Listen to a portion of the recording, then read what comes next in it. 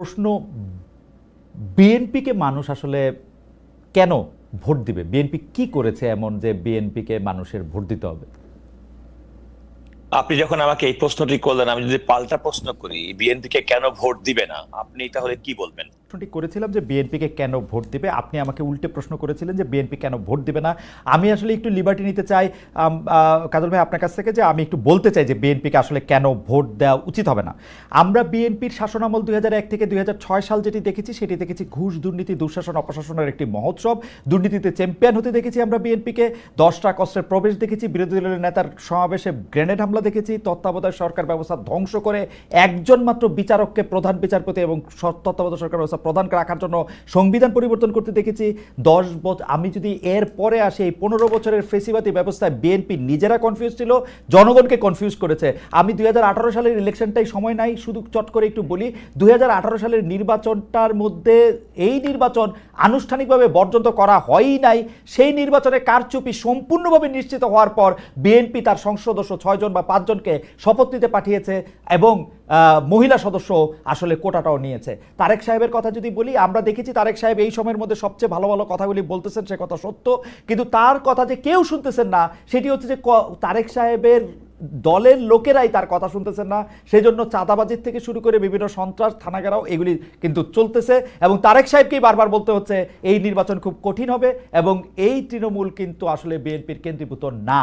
এই হচ্ছে আমার মানে 1 মিনিটে ঊর্ধ্বশ্বাসে আমি যতটুকু বলতে পারলাম বললাম। এটা যদি আমি যদি কোনো কারণে আপনার প্রত্যেকটা কথা জবাব দিতে চাই, প্রথম কথা হচ্ছে 21শে আগস্ট গ্রেনেড হত্যা মামলা, 10টা কষ্টের মামলা, সেগুলো নিষ্পত্তিকৃত বিষয়। ইতিমধ্যে দেশের সর্বোচ্চ আদালত সেই মামলায় অভিযোগ থেকে আসামিদেরকে খালাস প্রদান করেছেন। আসামির কথা বলতে চাই না, সরকারের ব্যর্থতা। আমি আসামির কথা বলতে চাই না, সরকারের ব্যর্থতা। আমি এটাকে আপনি জুডিশিয়ারি সেটেলড একটা ম্যাটার আমি মনে করি না সেটার আপনি অভিযোগ আকারে সেটা বলতে পারবেন। আমি সে কারণে বলেছিলাম যে বিএনপির সময়কে, অতীতের বিএনপির দুর্নীতির যে বিষয় সেটা আমি বলেছিলাম যে অতীতে বিএনপির যদি ভুল থেকে থাকে সেই ভুল থেকে সংশোধন করে বিএনপির ভারপ্রাপ্ত চেয়ারম্যান জনাব তারেক রহমান বাংলাদেশের মানুষের প্রতি যে কমিটমেন্ট, বিশ্ববাসীর পাশে যে কমিটমেন্ট, আপনি যে সমস্ত বিষয়গুলো বলবেন সেগুলো অতীতের বিষয়। তো সেই কমিটমেন্টের পরে মানুষ কতটুকু আস্থা রাখছে আপনি একটু খেয়াল করে দেখুন। 2018 সালের নির্বাচনের গঠিত সরকার সংসদে যাওয়ার ক্ষেত্রে, বিএনপি যাওয়ার ক্ষেত্রে হয়তো এই দুই রকম ব্যাখ্যা থাকতে পারে। রাজনৈতিক দল হিসেবে এমন হতে পারে যে তাদেরকে এই সরকারের একচেটিয়া ভাবে তাদের বিরুদ্ধে অবস্থান গ্রহণ করার জন্য জাতীয় সংসদ ছাড়া, যেহেতু বিএনপি তখন জাতীয় এবং মিডিয়াতে কোনো বক্তব্য সম্প্রচার করা সম্ভব ছিল না, হয়তো মনে করেছিল সরকারের প্রোপাগান্ডা মেশিন হিসেবে জাতীয় সংসদকে যেভাবে ব্যবহার করবে সেক্ষেত্রে অন্তত বিএনপি এবং সরকার বিরোধী এবং বাংলাদেশের মানুষের যে অবস্থান তার কিছুটা হয়তো তুলে ধরা সম্ভব হবে। এরকম একটি স্ট্র্যাটেজি থেকে, দলের অভ্যন্তর থেকে অনেক সময় আমরা শুনেছি, এরকম একটা পলিসি থেকে শুনেছি। হ্যাঁ, সময়ের পরিপ্রেক্ষিতে সে সমস্ত বিষয়গুলো পরবর্তীতে চুলচেরা বিশ্লেষণে কোনটা সঠিক, কোনটা ভুল হতে পারে। একটা রাজনৈতিক দলে আমি বলি আমাকে একটি রাজনৈতিক দল তার দীর্ঘ পথ পরিক্রমায় অনেক কিছু ভুল করতে পারে, আবার সংশোধনও করবে। আবার রাজনৈতিক কেউ, যেমন আপনি খেয়াল করে দেখেন 2018 সালে যে পার্লামেন্টে বিএনপি গেল, তার আগের পার্লামেন্টে বিএনপি নির্বাচনে যায়নি বলে সমস্ত মানুষ বিএনপিকে চেপে ধরেছে। আপনারা যদি 2014 সালে নির্বাচনে যেতেন তাহলে আজকে আপনাদের পরিণতি হতো না। কাজল, আমরা কিন্তু বিএনপিকে এত কনফিউজ পেয়েছি। আমি 2018 সালের কথাটা যদি আপনাকে আমি বলি, বিএনপির টিকেটে নির্বাচিত একজন সংসদ সদস্য, সম্ভবত সুলতান মাহমুদ মনসুর, তিনি ধানের শীষ নিয়ে ইলেকশন করেছিলেন গণফোরামের হয়ে এবং তারপরে তিনি আসলে সংসদ সদস্য হয়েছিলেন বলে বিএনপির পক্ষ থেকে তাকে বর্জন করার কথা বলা হয়েছিল, তাকে প্রতিহত করার কথা। আমিও আমার টক শোতে ডেকে জনাব সুলতান মাহমুদ মনসুরকে অনেক রকম অপ্রীতিকর প্রশ্নের মুখোমুখি করেছিলাম। তার ঠিক একদিন পরে বিএনপির 5 জন সদস্য গিয়ে আবার সেখানে জয়েন করলো এবং তার মধ্যে আবার মহাসচিবকে বলা হলো যে আপনি আবার জয়েন করবেন না। এর কোনোটাই কিন্তু একটা সাথে আরেকটা যায় না। কিন্তু আমি এটা নিয়ে বিস্তারিত কথা বলতে চাই না। জি না, আপনি যেগুলো বলেন সেগুলো তো হচ্ছে ম্যাটার অফ ফ্যাক্ট, কিন্তু আমি বলছি একটা রাজনৈতিক দলের অভ্যন্তরীণ যে স্ট্র্যাটেজি, সেই স্ট্র্যাটেজিকে আপনি নৈর্ব্যক্তিক ভাবে বাইরে থেকে দেখে আপনি বিশ্লেষণ করতেই পারেন। কিন্তু আমি আপনাকে এটুকু বলি, আপনার নিশ্চয়ই মনে আছে 2014 সালের নির্বাচনে বিএনপি না যাওয়ার কারণে আমাদের অনেক সুশীল সমাজ, নানা রকমের মানুষ মনে করেছে বিএনপি নির্বাচনে যাওয়া দরকার ছিল। বিএনপির যে নির্বাচনে না যাওয়ার সিদ্ধান্ত সঠিক ছিল সেটি প্রমাণিত হয়েছে 2018 সালের নির্বাচনে। বিএনপির যে নির্বাচনে না যাওয়ার সিদ্ধান্ত সঠিক ছিল সেটি 2024 সালের জানুয়ারি মাসের নির্বাচনে ছিল। কাজল, আমাদের আমি আমাকে একটু শেষ করতে দেন এই কথা বলার জন্য, যে আপনি অতীতমুখিতা ছেড়ে বিএনপি এখন আগামীর দিকে এগিয়ে যাচ্ছে। আমি যে কথা বললাম, অতীতের বিশ্লেষণ করলে যদি আপনি বিবেচনা করেন, বিএনপি তো অন্তত 10টা জায়গার মধ্যে হয়তো 8টা জায়গায় মার্ক পেতে পারে, কোন কোন জায়গায় 2 মার্ক কম পেতে পারে। আপনি যদি আওয়ামী লীগের পুরোটা টেনুর ধরেন, আপনি কি আওয়ামী লীগকে কোনো একটা কারণে সুশাসনের ইনডেক্সে বলেন? আমি আওয়ামী লীগ হিসাবে আনতেছি না, কিন্তু আওয়ামী লীগ যে কিন্তু কাজল ভাই, এটা আমার এই পর্যায়ে শেষ কথা, আমি একটু এর সাথে কথা বলবো। কিন্তু আওয়ামী লীগ যে 15 বছর এরকম ফেসিস্ট হয়ে উঠতে পারছে, এর জন্য আমি বিএনপিকে দায়ী করি। এটা নিয়ে আমি আপনার সাথে পরে কথা বলবো। আমি আওয়ামী লীগের যে এই দুঃশাসন, এই ক্লিন চিট পাওয়ার জন্য বিএনপি দায়ী, এটা আমি বলবোই, ওই সময় বলছি, এখনো বলবো। আমি আপনাকে বলি খালিদ, আপনি ফুল স্টপ দিয়ে একটা কথা বলতে পারেন না, এই কারণে যে হোসেন মোহাম্মদ এরশাদের সময় আমরা আন্দোলন করেছি, বিএনপির আমলে আওয়ামী লীগ আন্দোলন করেছেন। আপনি কি কখনো বাংলাদেশে এই সংস্কৃতি ছিল? ইলিয়াস আলী, চৌধুরী আলমের মতো মানুষ, আজকে প্রায় 1200-র বেশি মানুষ তারা নিখোঁজ, তারা গুম হয়ে গেছে। আপনি কি কল্পনা করতে পারেন ব্যারিস্টার আরমান, আজমি, আমাদের সালাউদ্দিন আহমেদের মতো লোকজন দিনের পর দিন গুম থেকেছে? আপনি কি কল্পনা করতে পারেন? আমি কারণের ক্ষেত্রে যাচ্ছি না, বিএনপির কারণ থাকতে পারে। কাজল ভাই, আমি আপনার কাছে আসবো, আবার আসি আপনার কাছে, এটা নিয়ে আমি আবার লম্বা সময় কথা বলবো। আমি একটু এনসিপি কে শুনি। জনাব নাসিরউদ্দিন পাটোয়ারি আছেন আমাদের সঙ্গে। জনাব নাসিরউদ্দিন পাটোয়ারির কাছে থেকে আমি শুনতে চাইবো যে মানুষ এনসিপি কে কেন ভোট দিবে।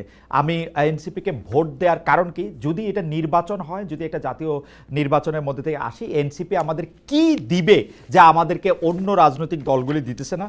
আমরা এনসিপিকে যেহেতু একটি দুঃশাসনের অবসানের ক্ষেত্রে তারা সম্মুখ সারির যোদ্ধা ছিল, তারা নিজেদেরকে সুপ্রিম স্যাক্রিফাইস করার জন্য নিজেদেরকে তৈরি রেখেছিল, এবং তারা কেউ কেউ সুপ্রিম স্যাক্রিফাইস করেছেনও, অনেকে অনেক ধরনের স্যাক্রিফাইসের মধ্যে দিয়ে এখনও যাচ্ছেন।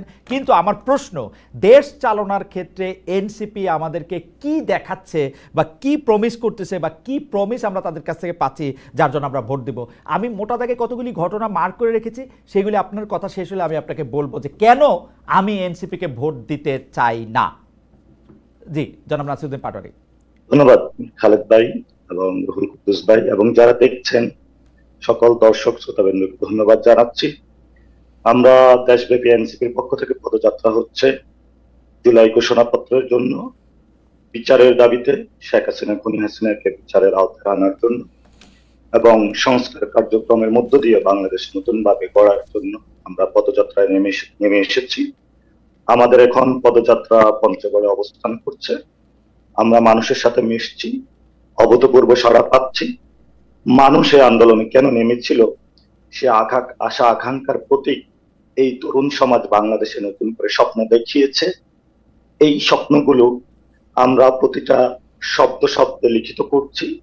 আমরা নতুন একটি বাংলাদেশ গঠন করতে চাই, যেই বাংলাদেশের মানুষ মর্যাদাকর জীবন ব্যবস্থা গ্রহণ করতে পারবে, সেই বাংলাদেশে ধর্মের নামে কোনো রাজনীতি হবে না, ধর্মের প্রতি সম্মান থাকবে, যেখানে বাংলাদেশে জাতীয়তাবাদের আড়ালে সিভিক ন্যাশনালিজমকে খারিজ করা হবে, ন্যাশনালিস্টের মাধ্যমে বাংলাদেশকে অবদমন করে ন্যাশনাল সিকিউরিটিকে থ্রেটের মধ্যে ফেলে বাংলাদেশের 18 কোটি মানুষকে অস্তিত্ব সংকটের মধ্য দিয়ে যে বাংলাদেশকে নিয়ে যাওয়া হয়েছিল, সেই ব্যবস্থা থেকে মুক্তির উত্তরণে তরুণদের মধ্যে যে স্বপ্ন এসেছে, সেই স্বপ্নের হালটা এবং সেই লিডারশিপ হলো এনসিপি ধরেছে।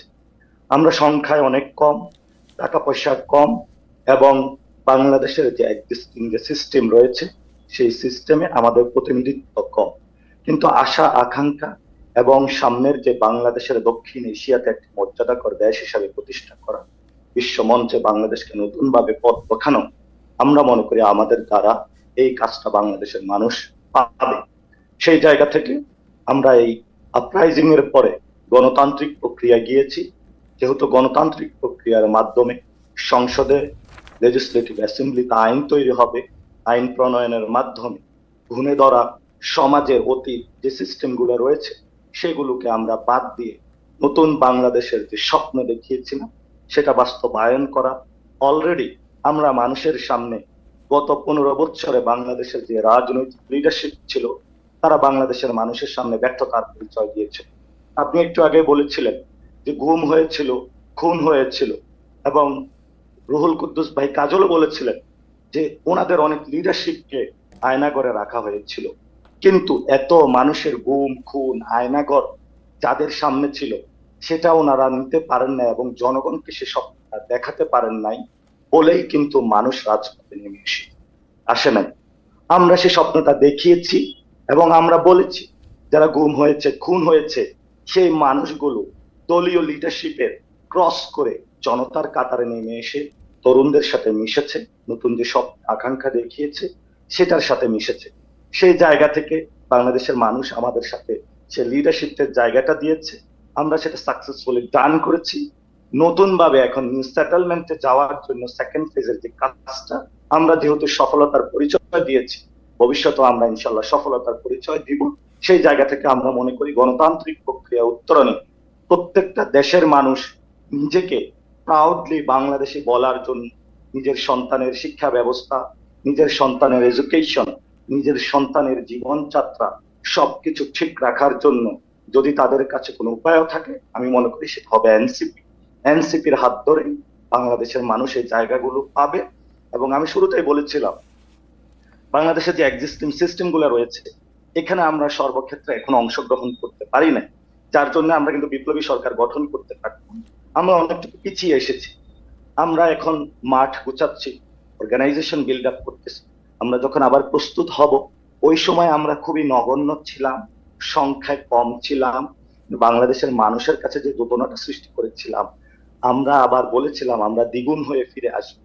এই দ্বিগুণ হয়ে যখন আমরা ফিরে আসবো পুরো বাংলাদেশে আমরা স্কুল কমিটি থেকে মসজিদ জায়গা থেকে প্রেসিডেন্ট হাউস পর্যন্ত এনসিপির প্রত্যেকটি জায়গায় পদচারণা থাকবে এবং এই গণতান্ত্রিক আমাদের হাত ধরেই বাংলাদেশে উত্তরণ করবে। এই জন্যই হলো আমাদেরকে মানুষ ভোট দিবে। জনাব পাটোয়ারী, শুধু একটা বিষয় একটু ক্লারিফিকেশন চাওয়ার জন্য, যে আপনি কি এটা বললেন যে ধর্মের নামে রাজনীতি এনসিপি করবে না, এটা কি এনসিপির কথা? না, আমি যেটা বলেছিলাম ধর্মের প্রতি সম্মান। এখন আপনি ভোট আসলে টুপি পরে শাহজালালের মাজারে চলে গেলেন এবং বাংলাদেশের মানুষকে দেখেন সংবিধান থেকে বিভিন্ন জায়গায় কিছু রেটরিক শব্দ ব্যবহার করা হয়েছে। আল্লাহর উপর পূর্ণ আস্থা ও অবিচল বিশ্বাস, এটা তো অ্যাকশনেবল বিষয়, অ্যাকশনের জায়গায় পরিণত করার বিষয়। বিএনপি কি আসলে ওই অ্যাকশনে বিশ্বাস করে? বিশ্বাস করে না। বিশ্বাস যদি না করে থাকে তাহলে সে কেন এটা অ্যাড করেছে? ওকে, আমরা মনে করি আমরা বিএনপির কথা একটু পরে আসি পাটোয়ারী, আমরা জনাব পাটোয়ারী বিএনপির কথা একটু পরে আসি। এনসিপির বিশ্বাসটা কি? এনসিপি শাহজালাল মাজারে যাবে না, তাই তো? আমরা এনসিপি শাহজালালের মাজারে যে শাহজালালের যে স্পিরিটটা রয়েছে, এখানে যারা নিপীড়ন করেছিল, জুলুম করেছিল, সেই স্পিরিটটা ধারণ করে এবং তাদের যে শান্তিপূর্ণ অবস্থান সেটাকে ধারণ করে। কিন্তু শাহজালালের মাজারকে ব্যবহার করে যদি ভোট চাওয়া হয়, এনসিপি সেটা বিরোধিতা করে। ওকে, এনসিপি কোনো মাজার ব্যবহার করে? আমরা অনেকগুলি বিষয় নিয়ে কথা বলতে চাই। তার মানে কোনো মাজারকে ব্যবহার করে এনসিপি ভোট বা ওরকম কোনো রাজনীতিতে অংশগ্রহণ করবে না, এটা একদম এনসিপির স্পষ্ট জায়গা। না, আমরা এটাতে করব না। মন্দির যে ধর্মীয় প্রতিষ্ঠানগুলো আপনি দেখেন, যারা করে তাদের সাথে কি আপনারা কোনো জোট করবেন? যারা করে তাদের সাথে কি আপনারা? না, আমি শেষ করি আসছি। বাংলাদেশে যে মসজিদ কমিটিগুলো হচ্ছে, সবচেয়ে ওই এলাকার যিনি ভালো আলেম উনি হলো মসজিদ কমিটির সভাপতি হবে, সবচেয়ে যিনি ভালো পুরোহিত উনি হলো মন্দিরের সভাপতি হবে, স্কুল কমিটির সভাপতি হবে সবচেয়ে যিনি সম্মানিত এবং শিক্ষিত ভদ্র মানুষটা হবে। বাংলাদেশে সোশ্যাল স্ট্রাকচারটা নষ্ট করে দেওয়া হয়েছে।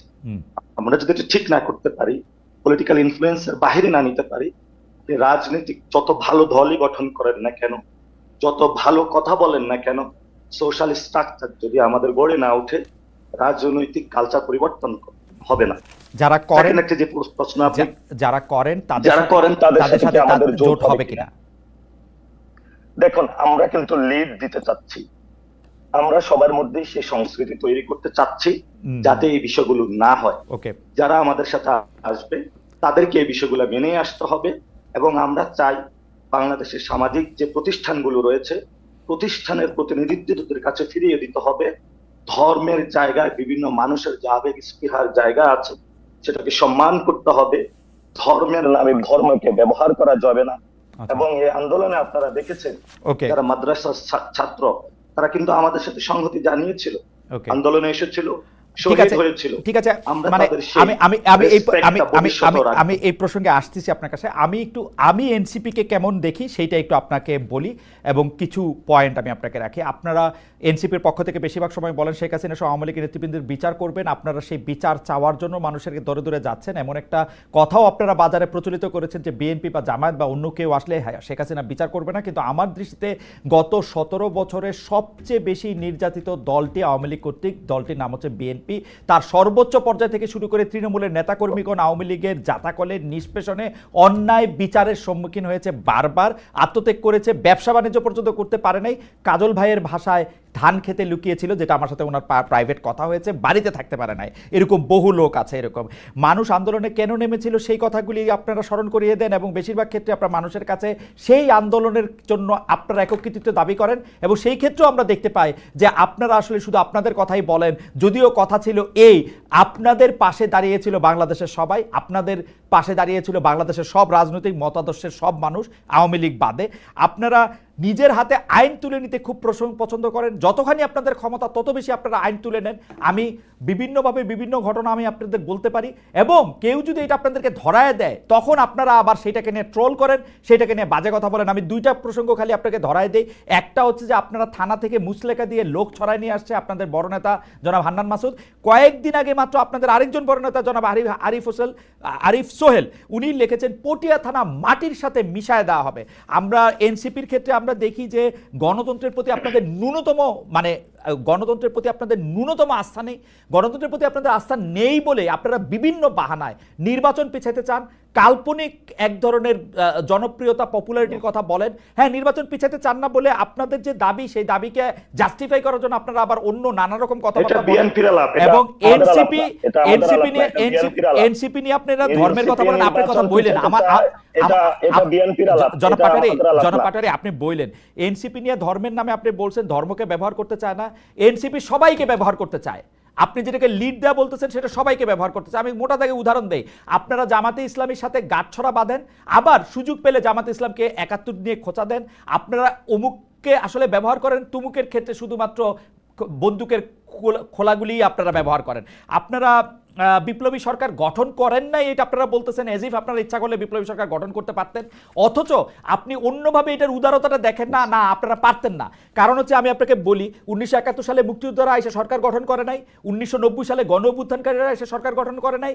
যারা এই গণ অভ্যুত্থানে অংশ নিয়েছে 24 জুলাই গণ অভ্যুত্থানে, তারা আপনারা সুপ্রিম স্যাক্রিফাইস করেছেন বলে আপনাদেরকে জায়গা ছেড়ে দিয়ে তারা সরে গেছে। আপনারা কিন্তু সেই দিন সেই চালকের আসনে ছিলেন না। আজকে 2 মাস পর থেকে যে বাহাদুরি আপনারা দেখাইতে শুরু করছেন, আমার সাবমিশন এটা, আপনি এটা নিয়ে আপনি বলতে পারেন আমি এনসিপি কে কেমন দেখি, এটা আমি বললাম। আপনি অনেকগুলো কথা বলেছেন, মার্কেটে এই কথাগুলো বিভিন্ন বড় বড় দলগুলো ছেড়েছে। আমরা তাদের কাছে এখনো আহ্বান রাখবো যে এই ধরনের মিস ইনফরমেশন ছাড়বেন না। আমরা যথেষ্ট মিস ইনফরমেশন এমনি আমাদের ট্যাকল দিতে কষ্ট হচ্ছে, ইন্ডিয়া থেকে যে মিস ইনফরমেশন গুলা আমরা ফেস করতেছি। আর বাংলাদেশের জাতীয়তাবাদী শক্তি থেকে শুরু করে অন্যান্য যে দলগুলো রয়েছে, অনেক ক্ষেত্রে একটি সিট আসনের জন্য জাতীয়তাবাদী দলের শক্তির সাথে কয়েকটা ছোট ছোট দল একভূত হয়েছে, এই মিস ইনফরমেশন গুলো ছড়ানো হচ্ছে। আমরা এই মিস ইনফরমেশন গুলো তীব্র বিরোধিতা করি। কারণ আপনি যে বলেছেন গণতান্ত্রিক প্রক্রিয়ার উত্তরণে আমরা যাচ্ছি না, আমাদের কিন্তু রাজনৈতিক দল গঠন করার ইচ্ছা ছিল না, এটা আহ্বায়ক নাহিদ স্পষ্টত বলেছেন। আমরা যেহেতু এখন বাংলাদেশকে গণতান্ত্রিক প্রক্রিয়া যেতে হবে, সেজন্য আমরা রাজনৈতিক দল গঠন করেছি। আপনি কয়েকটি ইনসিডেন্ট বলেছেন। বাংলাদেশের এখনো বর্তমানে যে পুলিশ ব্যবস্থা রয়েছে, আমরা তো বাংলাদেশে এখন পদযাত্রায় ঘুরতেছি, মানুষের সাথে কথা বলতেছি। বাংলাদেশে এখনো চাঁদাবাদ চলতেছে, সন্ত্রাস চলতেছে, দুর্নীতি চলতেছে। কোন জায়গায় প্রশাসন থেকে এগুলোর বিরুদ্ধে কোনো ব্যবস্থা নেওয়া হচ্ছে না। মানুষ ধরেই নিচ্ছে যে একটি দল নাকি সরকারে আসবে এবং ওই দলের এজেন্ডা বাস্তবায়নে বিভিন্নভাবে প্রশাসনকে ব্যবহার করা হচ্ছে। আমরা এই বিষয়গুলা মাঠ লেভেলে দেখতে পাচ্ছি। আপনারা জানেন যে গণ অভ্যুত্থানটা হয়েছে, গণ অভ্যুত্থান কোনো নিয়ম নীতি ফলো করে হয় না। সেই গণ অভ্যুত্থান শক্তি এখনো মাঠ থেকে হারিয়ে যায় না, তারা এখনো মাঠে এক্সিস্ট করে। আমরা সবাইকে বলেছিলাম যে আমরা শান্তশিষ্ট থাকি, বাংলাদেশের স্টেবিলিটি কি, জিওপলিটিক্যাল সিচুয়েশনে বাংলাদেশ এখন যে অবস্থায় রয়েছে, এই অবস্থায় আমাদেরকে একটি গণতান্ত্রিক প্রক্রিয়া দ্রুত উত্তরণ করতে হবে। এই গণতান্ত্রিক প্রক্রিয়া উত্তরণের জন্য আমরা সবাইকে এই পর্যন্ত এনসিপি একবারও বলে নাই যে নির্বাচন পিছাতে হবে, যে নির্বাচনে অংশগ্রহণ করবে না। কিন্তু এই একটি দল থেকে এনসিপির বিরুদ্ধে প্রতিনিয়ত এই কথাগুলো বলে যাচ্ছে।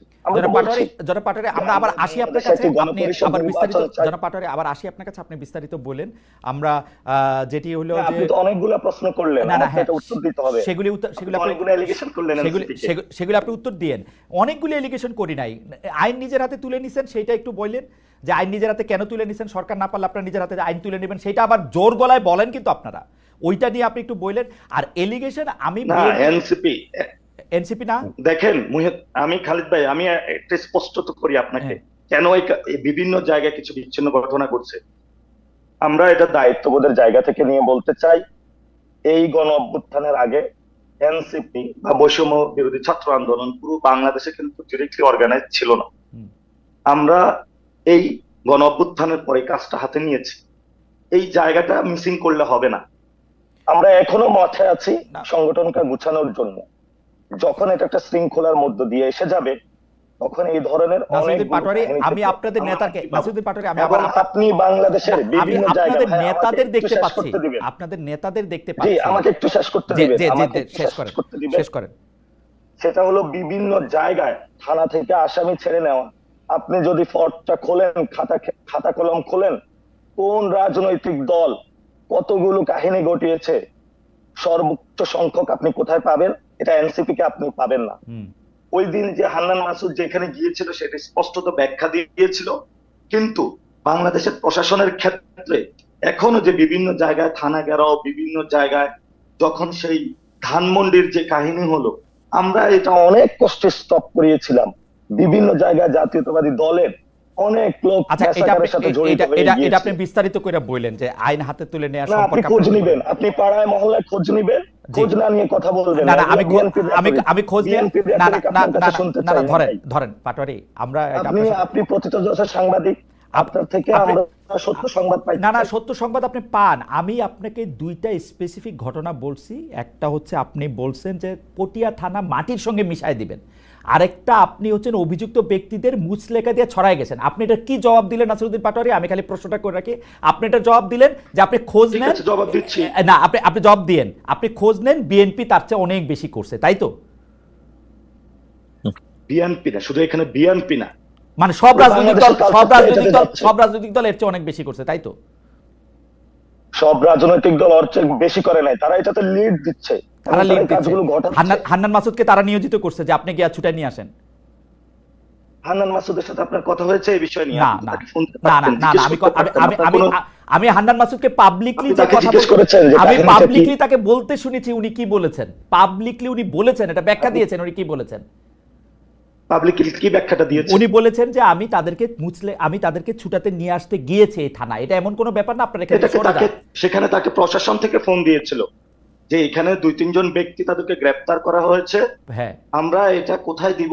আচ্ছা, খুবই ইম্পর্টেন্ট কথা আপনি বলছেন জনাব নাসির পাটোয়ারি, আপনি এটা মনে রাখেন। প্রশাসন থেকে আপনাদের কেন ফোন দেয় এটাও আমি একটু জানতে পারবো, এটাও আমি একটু জানতে চাইবো। আমি আসতেছি আপনাকে। প্রশাসন থেকে তো আমি জানতে চাইবো প্রশাসন থেকে ছাত্রলীগকে ফোন দিত ভাই, প্রশাসন থেকে ছাত্রলীগকে ফোন দিত, আপনাদেরকে কেন প্রশাসন থেকে ফোন দেয়? বাংলাদেশের কালচারটা এইভাবে আছে। হ্যাঁ, বাংলাদেশের কালচারটা ওকে, ঠিক আছে, কালচারটা স্বীকার করে নেন, ঠিক আছে, কালচারটা স্বীকার করে নেন, ঠিক আছে, কালচারটা আছে বাংলাদেশে। আমরা ছাত্রলীগের সভাপতি সাধারণ সম্পাদক বিশ্ববিদ্যালয়ের সভাপতি সাধারণ সম্পাদক অসংখ্যবার এরকম কথা বলছে, প্রশাসন থেকে তাদেরকে ফোন দেয়। তো আমি এটা আপনার থেকেও আবার একটু শুনবো। যাই হোক, আপনি আবার আরেকটা জিনিস মিলালেন। আপনি একটু আগে বিএনপির রেটরিকের কথা বললেন, এখন আবার এই ছাত্রলীগের পয়েন্টের সাথে নাকি মিলে, দুইটা জিনিসের সাথে আবার আপনি মিলিয়ে দিলেন। আপনি এটা জবাব দিয়েন, আমরা কোথায় যাব? আপনি এটা জবাব দিয়েন, দিতে চাই, তাহলে সুযোগ দেন। আপনি অনেকক্ষণ কথা বলছেন, আবার কথা বলবেন, আমি আসতেছি আপনার কাছে। আপনি শুধু এই জিনিসটা মনে রাখেন যে আইন হাতে তুলে নেওয়া সম্পর্কে আপনার ব্যাখ্যাটা কি, সেই ব্যাখ্যাটা কি এরকম যে এটা বাংলাদেশের রাজনৈতিক কালচার? আমরা আইন হাতে তুলে নেই না। আচ্ছা, ঠিক আছে, এটা আপনি বললেন জনাব নাসিরউদ্দিন পাটোয়ারি, এটা আপনি বললেন, এবং প্রশাসন থেকে স্বতঃস্ফূর্তভাবে নেমেছে। ওকে, প্রশাসন থেকে আপনাদেরকে যোগাযোগ করা হইতেছে, সেজন্য আপনারা সেখানে গেছেন, সেইটাও আপনি বললেন। আমরা দর্শকদের কাছে প্রশ্ন করছিলাম সংখ্যানুপাতিক নির্বাচন ব্যবস্থা অনৈক্য বৃদ্ধি করতে পারে আশঙ্কা করেছেন বিএনপির ভারপ্রাপ্ত চেয়ারম্যান তারেক রহমান। প্রিয় দর্শক, এই অবস্থান সঠিক বলে মনে করেন কিনা? শতকরা 36% দর্শক মনে করছেন এটা সঠিক, শতকরা 64% দর্শক মনে করছেন এটি সঠিক না। আমি বিএনপির প্রসঙ্গে আসছিলাম, জনাব রুহুল কুদ্দুস কাজল, আমরা যেটি দেখতে পাচ্ছি জনাব নাসিরউদ্দিন পাটোয়ারির বক্তব্যের এই অংশের সাথে আমি শতভাগ একমত যে বাংলাদেশে যতগুলি জায়গায় মামলা বাণিজ্য হচ্ছে তার সিংহভাগ করতেছে হচ্ছে বিএনপি। বিভিন্ন জায়গায় যেরকম হুমকি ধামকি, এমনকি আমরা কিন্তু খবর পাইতেছি যে ইউনিয়ন পরিষদ বা ইউএনের অফিস কিন্তু বেশিরভাগ ক্ষেত্রে বিএনপির স্থানীয় নেতা কর্মীরাই দখল করে রেখেছেন। কোনো একটি জায়গায় যদি কাউকে কোনো সরকারি কাজের মধ্যে সম্পৃক্ত না করা হয়, কাউ বলতে বিএনপির কাউকে যদি সম্পৃক্ত না করা হয়, সেই কাজ করাই মুশকিল হয়ে গেছে এখন। সরকারি কর্মচারীরা মাঠ পর্যায়ে যারা আছেন, আপনি জানেন তাদের সাথে আমার এক ধরনের সম্পৃক্ততা রয়েছে। সেই উপজেলা স্বাস্থ্য কর্মকর্তা হোক, তিনি উপজেলা কৃষি কর্মকর্তা হোক, সমাজসেবা কর্মকর্তা হোক, প্রত্যেকটা ক্ষেত্রে বিএনপির লোকদের প্রত্যক্ষ অংশগ্রহণ বা ইনভলভমেন্ট না থাকলে কোনো কাজ করা অসম্ভব হয়ে পড়েছে। আপনারা সেগুলির খোঁজখবর রাখছেন কিনা? বিএনপি যদি ক্ষমতায় আসার আগেই এগুলি করতে থাকে, ক্ষমতায় যাওয়ার পরে তার কি কি করবে সেটিকে আমাদেরকে একটু বলতে পারেন কিনা বেসের রুহুল কুদ্দুস কাজল? দেখুন, আপনি যে কথাটি বললেন সে কথাটি একেবারে অমূলক, সে কথা তো বলার কোনো সুযোগ নেই। কারণ আপনি খেয়াল করে দেখবেন যে 5ই আগস্টের পরে বিএনপির যে সমস্ত নেতা কর্মী দলীয় শৃঙ্খলা বলেন, দেশের আইনের প্রতি তোয়াক্কা করে নাই এমন ব্যক্তিদের বিরুদ্ধে তো সাংগঠনিক ব্যবস্থা গ্রহণ করেছে। এবং আমি মনে করি যে বিএনপি শীর্ষ নেতা থেকে শুরু করে নিম্ন স্তর পর্যন্ত বিভিন্ন ক্ষেত্রে সাংগঠনিক ব্যবস্থা গ্রহণ করেছে। দলের ভারপ্রাপ্ত চেয়ারম্যান বারবার বলেছেন, কেউ যদি কোনো ফৌজদারি অপরাধ করে থাকে তাহলে রাষ্ট্রের দায়িত্ব, সরকারের দায়িত্ব তাদের বিরুদ্ধে আইনানুগ ব্যবস্থা গ্রহণ করা। তো বিএনপি ধরেন প্রায় 3000-এর বেশি সংখ্যক মানুষের বিরুদ্ধে তাকে শোকজ করে শাস্তিমূলক ব্যবস্থা গ্রহণ করেছে। এত বড় একটা বিশাল রাজনৈতিক দলের বাংলাদেশের মানুষ যদি 18 কোটি 20 কোটি মানুষ হয়, তাহলে একটা বড় রাজনৈতিক দলের যে পরিমাণ মানুষের বিরুদ্ধে শাস্তিমূলক ব্যবস্থা গ্রহণ করা হয়েছে, বাংলাদেশে হয়তো অনেক রাজনৈতিক দলের সম্মিলিত শক্তি হতো তা হবে না। তো বিএনপি তো প্রকৃতপক্ষে এই ধরনের বিষয়গুলোকে অ্যাড্রেস করেছে। সুতরাং আপনি যে কথাটি অভিযোগ করলেন সেই অভিযোগটি যে তবে আমার কাছে যেটা মনে হচ্ছে আপনি খুব জেনারেলাইজ করে ফেলেছেন। আপনি একেবারে ঢালাও ভাবে বিএনপির কথা বলেছেন, বাংলাদেশে আর কেউ কিছু করছে না। আমি বিষয়টি কিন্তু এমন নয়, বিএনপি সবচেয়ে বেশি করতেছে বেরসে কাজল। আমি আপনাকে এটাই বললাম, তো বাংলাদেশ বিএনপির শীর্ষ নেতৃত্ব সেগুলোকে কিভাবে অ্যাড্রেস করছে, বিএনপি কি এগুলোকে বিএনপি শীর্ষ নেতৃত্ব কিভাবে অ্যাড্রেস করতেছে বেরসে কাজল খেয়াল করেন। শীর্ষ নেতৃত্ব তো আর স্থানে স্থানে চাঁদাবাজি করতে যাবে না। শীর্ষ নেতৃত্ব তো আর কারো গলায় পাড়া দিয়ে তার থেকে টাকা দিবে না। শীর্ষ নেতৃত্ব যেটা করবে সেটা হলো যে আইন শৃঙ্খলাকে নিয়ন্ত্রণ করবে, সুপ্রিম কোর্টে নিয়ন্ত্রণ করবে, তার নামের সকল মামলা প্রত্যাহার করে নেবে। শীর্ষ নেতৃত্ব যেটা চাইবে, যেইভাবে সরকারকে একটা নির্বাচনের দিকে হোক বা এই প্রশাসনিক ব্যবস্থার মধ্যে থেকে সবগুলি কি পজিশনে বসানো হোক সেটা নিয়ন্ত্রণ করা, বিএনপি সেটা করতেছে। সচিবরা যেহেতু আমি তাদের সাথে একটু সম্পৃক্ত, আমি জানি, তারা পরিচয় দেয়, ভাই আমি বিএনপি রাজনীতি করছি, আমি ছাত্রদলের রাজনীতি করছি, আমি শিওর, আমি এই কথা বারবার বিএনপি নেতৃবৃন্দ পারি। বেরসে কাজল, আপনার কাছেও নিশ্চয়ই তদবির আসে উমুক যে ভাই আমি ছাত্রদল করছি, আমাকে একটু এই পোস্টিংটা ভালো করে দিয়ে দিতে বলেন। প্রশাসনের প্রত্যেকটা জায়গায় বিএনপির লোক, পুলিশের প্রত্যেকটা জায়গায় বিএনপির লোক। সরকার কিন্তু এখন প্রশাসন এবং পুলিশের কাছে অসহায়, কারণ প্রত্যেকটা কি পজিশনে এখন বিএনপির লোক। না, আমি আপনাকে যে কথা বলছি, আপনি যেটা ক্ষমতায় আসার আগে আপনি যেটা আমাকে বললেন, আমার কাছে তদবিরের জন্য আমি ভেরি ফেয়ার মানুষ, আমার কাছে যেহেতু কোনো রাষ্ট্রীয় কোনো দায় দায়িত্ব আমার মধ্যে নেই, যেটা আমার ডোমেনের মধ্যে নাই, আমি সেটার ব্যাপারে কোন রকম কথা বলি না। Everyone knows me. আমি খালেদ, আমার মনে অন্য যে কোনো চেয়ে আপনি আমাকে খুব কাছ থেকে দেখেছেন।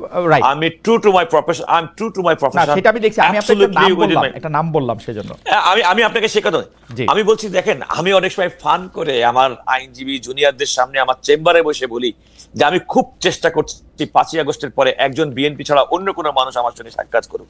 দুর্ভাগ্যজনকভাবে আমি কাউকে পাচ্ছি না। এবং অনেক মানুষকে আমি ফান করে বলি, আমার খুব খুশি হতাম যদি 5ই আগস্ট 2024 সালের আগে আপনার পরিচয় হতো।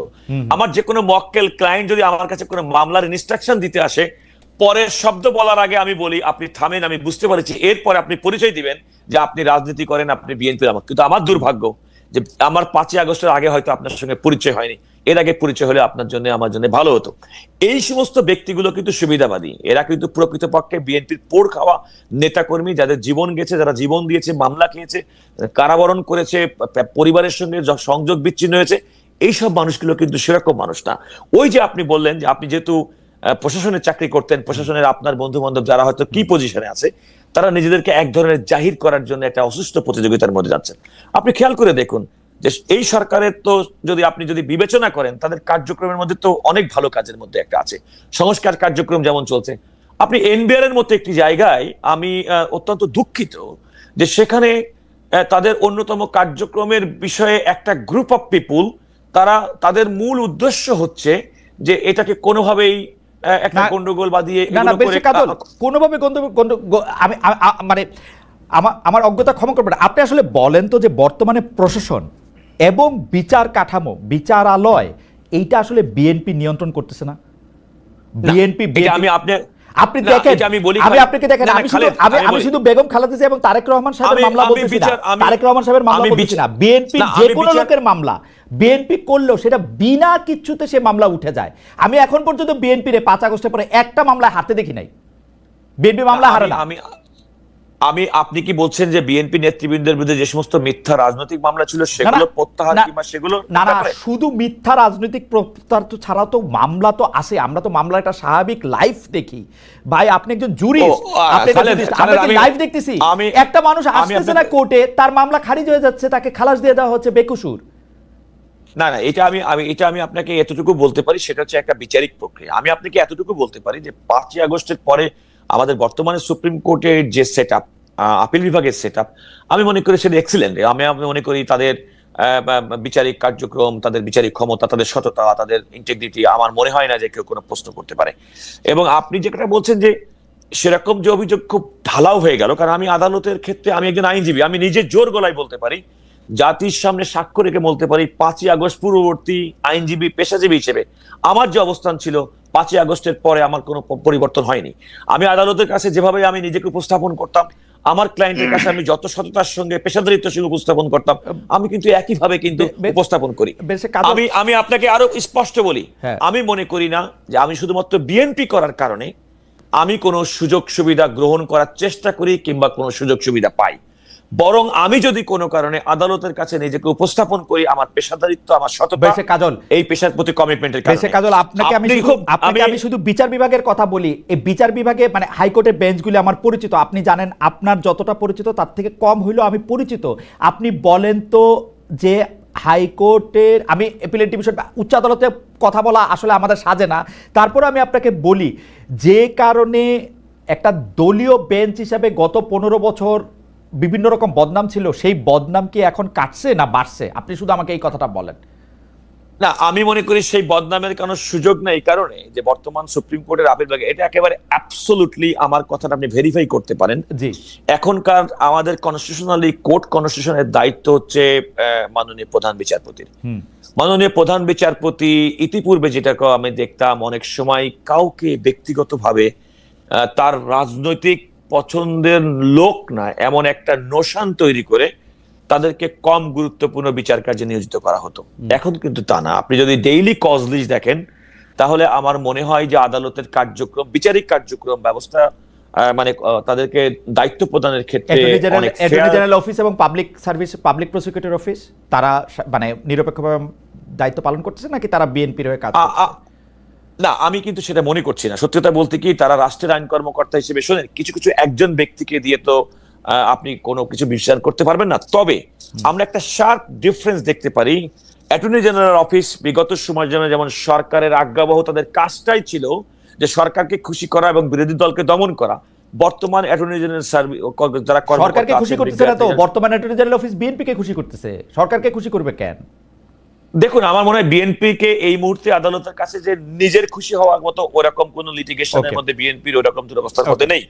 তবে আমি মনে করি যে একটা ফেয়ার ডিফারেন্স আমি পার্সোনালি লক্ষ্য করি, কারণ আমি খালেদ আপনাকে বলি, আপনি নিশ্চয়ই আমাকে জানেন, আমি কিন্তু মোটামুটি অনেক ব্যস্ত লয়ার বলে পরিচিত, এবং এই ব্যস্ততাটা আমার আজকালের মধ্যে না। আমি বিগত প্রায় 2 যুগ মতো সময়কালের মধ্যে, গত 20 বছর আপনি ব্যস্তই ছিলেন, গত 20 বছর আমি ব্যস্ত ছিলাম। সুতরাং এই ব্যস্ততার মধ্যে আদালতের প্রতি অ্যাটর্নি কিংবা প্রসিকিউশন সার্ভিসের যে একটা দলবাজিত্ব সেটা থাকতো, এখানে কিন্তু এখন সেটা অনেকাংশে কমে। আমি কথা বলছি না, আর একটা কথা বলবেন, দলবাজি করবে কেবে? বর্তমান সরকার তো অন্তর্বর্তীকালীন সরকার। ওকে, যদি একজন ব্যক্তি রাজনৈতিক ভাবে ডিফেক্ট টু বিএনপি পাওয়ারে কিনা সেটা বুঝতে যেতেছিলাম।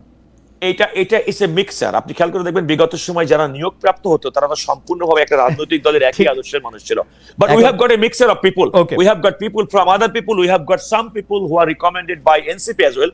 We know there are some people at attorney general অফিসে বেশ কয়েকজন কর্মকর্তা আছে যারা এনসিপির কেন্দ্রীয় নেতা, আমাকে বলে রাখলাম। আচ্ছা, এনসিপির কেন্দ্রীয় নেতা আছেন। আমি একটু জনাব নাসিরউদ্দিন পাটোয়ারির কাছে আসি। জনাব নাসিরউদ্দিন পাটোয়ারি ধৈর্য ধরে আছেন আমাদের সঙ্গে। জনাব নাসিরউদ্দিন পাটোয়ারি, আপনাকে আর প্রশ্নটা আমি এক লাইনে রিপিট করি, আপনারা আইন নিজের হাতে তুলে নেন কিনা এবং সেইটাতে আসলে কেন্দ্রীয়ভাবে উৎসাহিত করা হয় কিনা। জনাব Nasiruddin Patwari.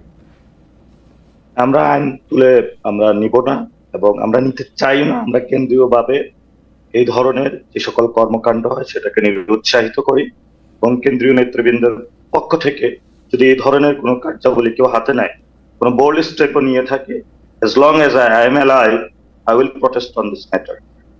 I can assure you on this matter. এবং আমি আপনাকে বলতে পারি, আমি যতদিন জীবিত থাকবো এনসিপির এই পজিশনটা থাকবে, এক টাকা দুর্নীতি করি নাই, ভবিষ্যতেও করবো না, দরকার চা দোকান দিয়ে চলবো। যতদিন জীবিত থাকি বাংলাদেশে আমরা শক্তিশালী একটা দল উপহার দেব। আমি একটা স্বপ্ন নিয়ে ঘুরি, বাংলাদেশে একটা দল নিয়ে পার্লামেন্টে যাব। আমাদের সামনে সুযোগ ছিল, ক্যাম্পাসে ছিলাম, ছাত্রলীগ করতে পারতাম, ছাত্র দল করতে পারতাম। আমি 2013 সালে জেলে গিয়েছিলাম, 153 জন ছাত্র দলের নেতাকর্মী আমার সাথে একই সাথে জেলে ছিল। প্রথম দিন তাদের জন্য প্রত্যেকের জন্য 5,000 টাকা করে বরাদ্দ দিচ্ছে, প্রত্যেকে সবাই বেনসনের সিগারেট নিয়ে আসছে। তখন আনার পরের দিন দেখলাম আবার মরুভূমি, বলতেছে নেত্রী টাকা পাঠাচ্ছে না। সেখানে আমি এলডিপি কেও দেখেছি, জামাতকেও দেখেছি। আমি যখন ছোট্ট বয়সে এইচএসসি শেষ করেছি, আমি তখন এই দিন দুনিয়ার অত পেছালের মধ্যে পড়ি নাই, সবাইকে আমি অবজার্ভ করতে পারছি, ফলত এদের উপরে ইন্টারেস্ট উঠে গেছে। বাংলাদেশের যে রাজনৈতিক দল, আপনি যে পটিয়াটা কাহিনী সেখানে দেখেছেন, সবাই বিক্ষুব্ধ হয়েছে। আরিফ সোহেল আমাদের সাথেও ছিল, আমরা কেন্দ্রীয় ভাবে কোন স্টেটমেন্ট এইভাবে দেইনি। আমাদের দলে যেটা হয়েছে, বিভিন্ন ধারা, বিভিন্ন ব্যক্তি, যেটা আমি নাগরিক কমিটির আহ্বায়ককালীন আমি বলেছিলাম যে এখানে পলিটিক্যাল পার্সন আছে, সিভিল সোসাইটির পার্সনরা আছে, রেভলিউশনারি পার্সন আছে। আমরা এই সবগুলো শক্তিকে পলিটিক্যালি কনভার্ট করতেছি। পলিটিক্যালি কনভার্টের সময় অনেক ব্যক্তি আছেন যারা বিভিন্ন স্টেটমেন্ট ক্রিয়েট করেন।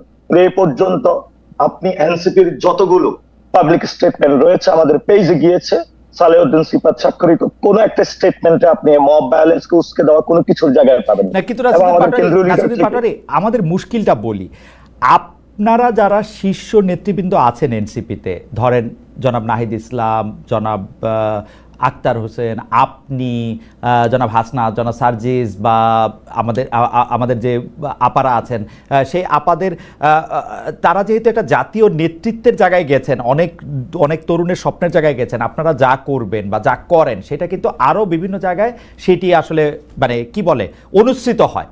তো এখন আপনি যদি বলেন পটিয়া থানা মাটির সাথে মিশায় দিতে হবে এবং এনসিপি থেকে যদি এইটার কোনো আনুষ্ঠানিক প্রতিবাদ না করা হয়, যদি জনাব হান্নান মাসুদ এই কথার জন্য যান যে প্রশাসন আমার কাছে বলেছে যে এইখানে একটা আইন শৃঙ্খলা পরিস্থিতি সৃষ্টি হচ্ছে, আপনারা এসে এইটাকে কোনো মতো একটা ট্যাকেল দেন, এইটা যদি এনসিপি থেকে এটার ব্যাখ্যা না দেওয়া হয়, বরং এটাকে উৎসাহিত করা হয়, তাহলে কিন্তু আরেকটা থানায় গিয়ে আরেকটা ঘটনা এরকম করে ঘটে।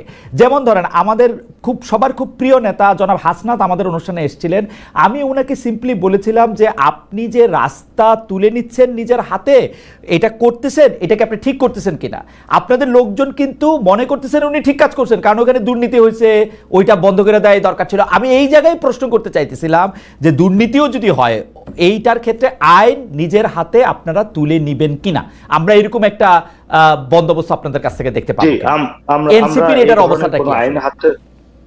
এনসিপি বাংলাদেশে কোনো আইন হাতে তুলে নিবে না, as far as long যেহেতু স্টেট এখানে স্টেবল সিচুয়েশনে রয়েছে। আপনারা জানেন যে জাতীয় পার্টির সামনে, অফিসের সামনে যখন আর্মির কনভেগুলো ছিল, সেখানেও আমরা বলছিলাম যে ডিসিপ্লিনারি ওয়াইতে সবাই থাকবে। এখন কোনো নাই, কারণ রাষ্ট্রের স্টেবিলিটি, একটা গভর্নমেন্ট রয়েছে, এই গভর্নমেন্টের আইন শৃঙ্খলা বাহিনী রয়েছে, তাদেরকে দায়িত্ব পালন করতে দিতে হবে। এবং আমি আপনাকে শুরুতেই বলেছিলাম, we are trying to convert the revolutionary people in a political section, so it's a very tough work. আপনারা জানেন এই গণঅভ্যুত্থানটা হয়েছিল, এর একটা অগ্নিস্ফুলিঙ্গ লাভা ছিল, but we tackle this situation. We have to tackle 186 movement in the state. এটা কোনো দল এসে করে নাই, আমাদের এই লাভাটা আমাদের সংকুচিত করতে হয়েছে। এখনো বিভিন্ন জায়গায় আমরা বলি স্পষ্টত বক্তব্য, আমরা এনসিপির পক্ষ থেকে কোন মব ভায়োলেন্সকে বাংলাদেশে অপরাধ যে রাজনৈতিক দলগুলো করে থাকে তাদেরকে আমরা নিরুৎসাহিত করছি। এনসিপির এবং কোন কর্মকর্তা ব্যক্তিবৃন্দ এনসিপির প্যাড ব্যবহার করে, এনসিপির পরিচয় ব্যবহার করে দিয়ে যদি এই কাজটা করে থাকে, আপনারা আইন শৃঙ্খলার হাতে তুলে দেন, আমরা তাদের দায়িত্ব নিব না। স্পষ্টত কথা। আপনার বক্তব্য খুবই পরিষ্কার। যাই হোক, আপনি এটা বলেছেন যে মব আপনারা উৎসাহিত করেন না। আমরা খুব ছোট কথায়, যেহেতু আমরা অনুষ্ঠানের দিকে একটু অনেকগুলি সময় হয়েছে আজকে, যদিও আমরা একটু আপনাদের যদি সময় থাকে একটু বাড়তি সময় একটু নিতে চাইবো। এনসিপির জনাব নাসিরউদ্দিন পাটোয়ারী, এইটা আপনি 1-1.5 মিনিটে আমাদেরকে একটু বলবেন কি যে এনসিপির আসলে কোন পরিচয়টা আমরা, মানে এনসিপি কি জাতীয় মানে সব জনগণের সামনে তার মূল পরিচয়টা আমাদের সামনে দাঁড় করাতে পেরেছে? যে যেমন ধরেন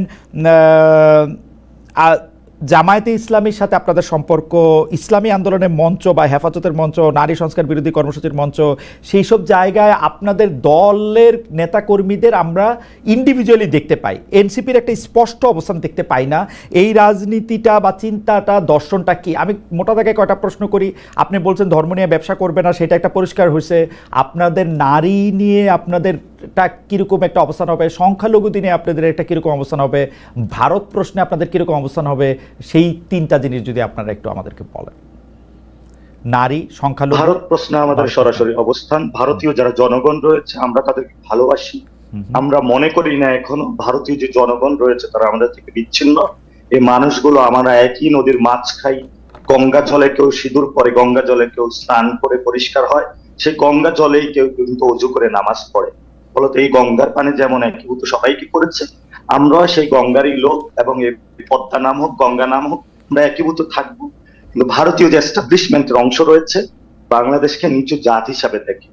আমরা সেই জায়গাতে অপোজ আছে, যে আমাদের বিরোধিতা আছে। আমরা একটা মিউচুয়াল রেসপেক্ট চাই। আমাদের পারমাণবিক বোমা থাকতে হবে এটা আমরা বিশ্বাস করি না। আমরা সাউথ এশিয়াতে পারমাণবিক বোমা চাই না। আমরা সাউথ এশিয়াতে শান্তি চাই। শান্তির জায়গায় পারমাণবিক বোমা না থাকা, ছোট রাষ্ট্র এটা হওয়ার কারণে কেউ যদি আমাদের হ্যাঁ করে দেখে, ছোট করে দেখে, বিভিন্ন ধরনের অমূলক কথাবার্তা বলে, এটা আমরা মেনে নেব। এই জন্য 18 কোটি জনগণ যতদিন জীবিত আছে, এটা যে কোনো রাষ্ট্রই হোক, মিউচুয়াল রেসপেক্ট চাই আমরা, মানবিক মর্যাদার জায়গা। নারী প্রশ্নে 2 নাম্বার হলো নারী ইস্যু। নারী শুধু আমরা প্রো উইমেন। আমরা মনে করি বাংলাদেশের বড় একটি অংশ রয়েছে নারীরা। আমার যখন বেবি হয়েছে, আমিও বিবাহ করেছি, আমার যখন সে প্রেগনেন্ট ছিল সে কিন্তু পুষ্টিগত খাবার পায় না। কেন পায় না? কারণ অন্যান্য দেশে আমি যতটুকু পড়াশোনা করেছি, খোঁজ নিয়েছি, পঞ্চায়েত ব্যবস্থায় নারীদের প্রেগনেন্সির সময়ে যেই ধরনের স্বাস্থ্য এডুকেশন দিয়ে থাকে, এটা বাংলাদেশে নাই। তো ফলত বাংলাদেশের নারীদেরকে শিক্ষা ব্যবস্থার পরে তাদেরকে কর্মদক্ষমে পরিণত করার স্কিল সেট বাংলাদেশে দিয়ে থাকে।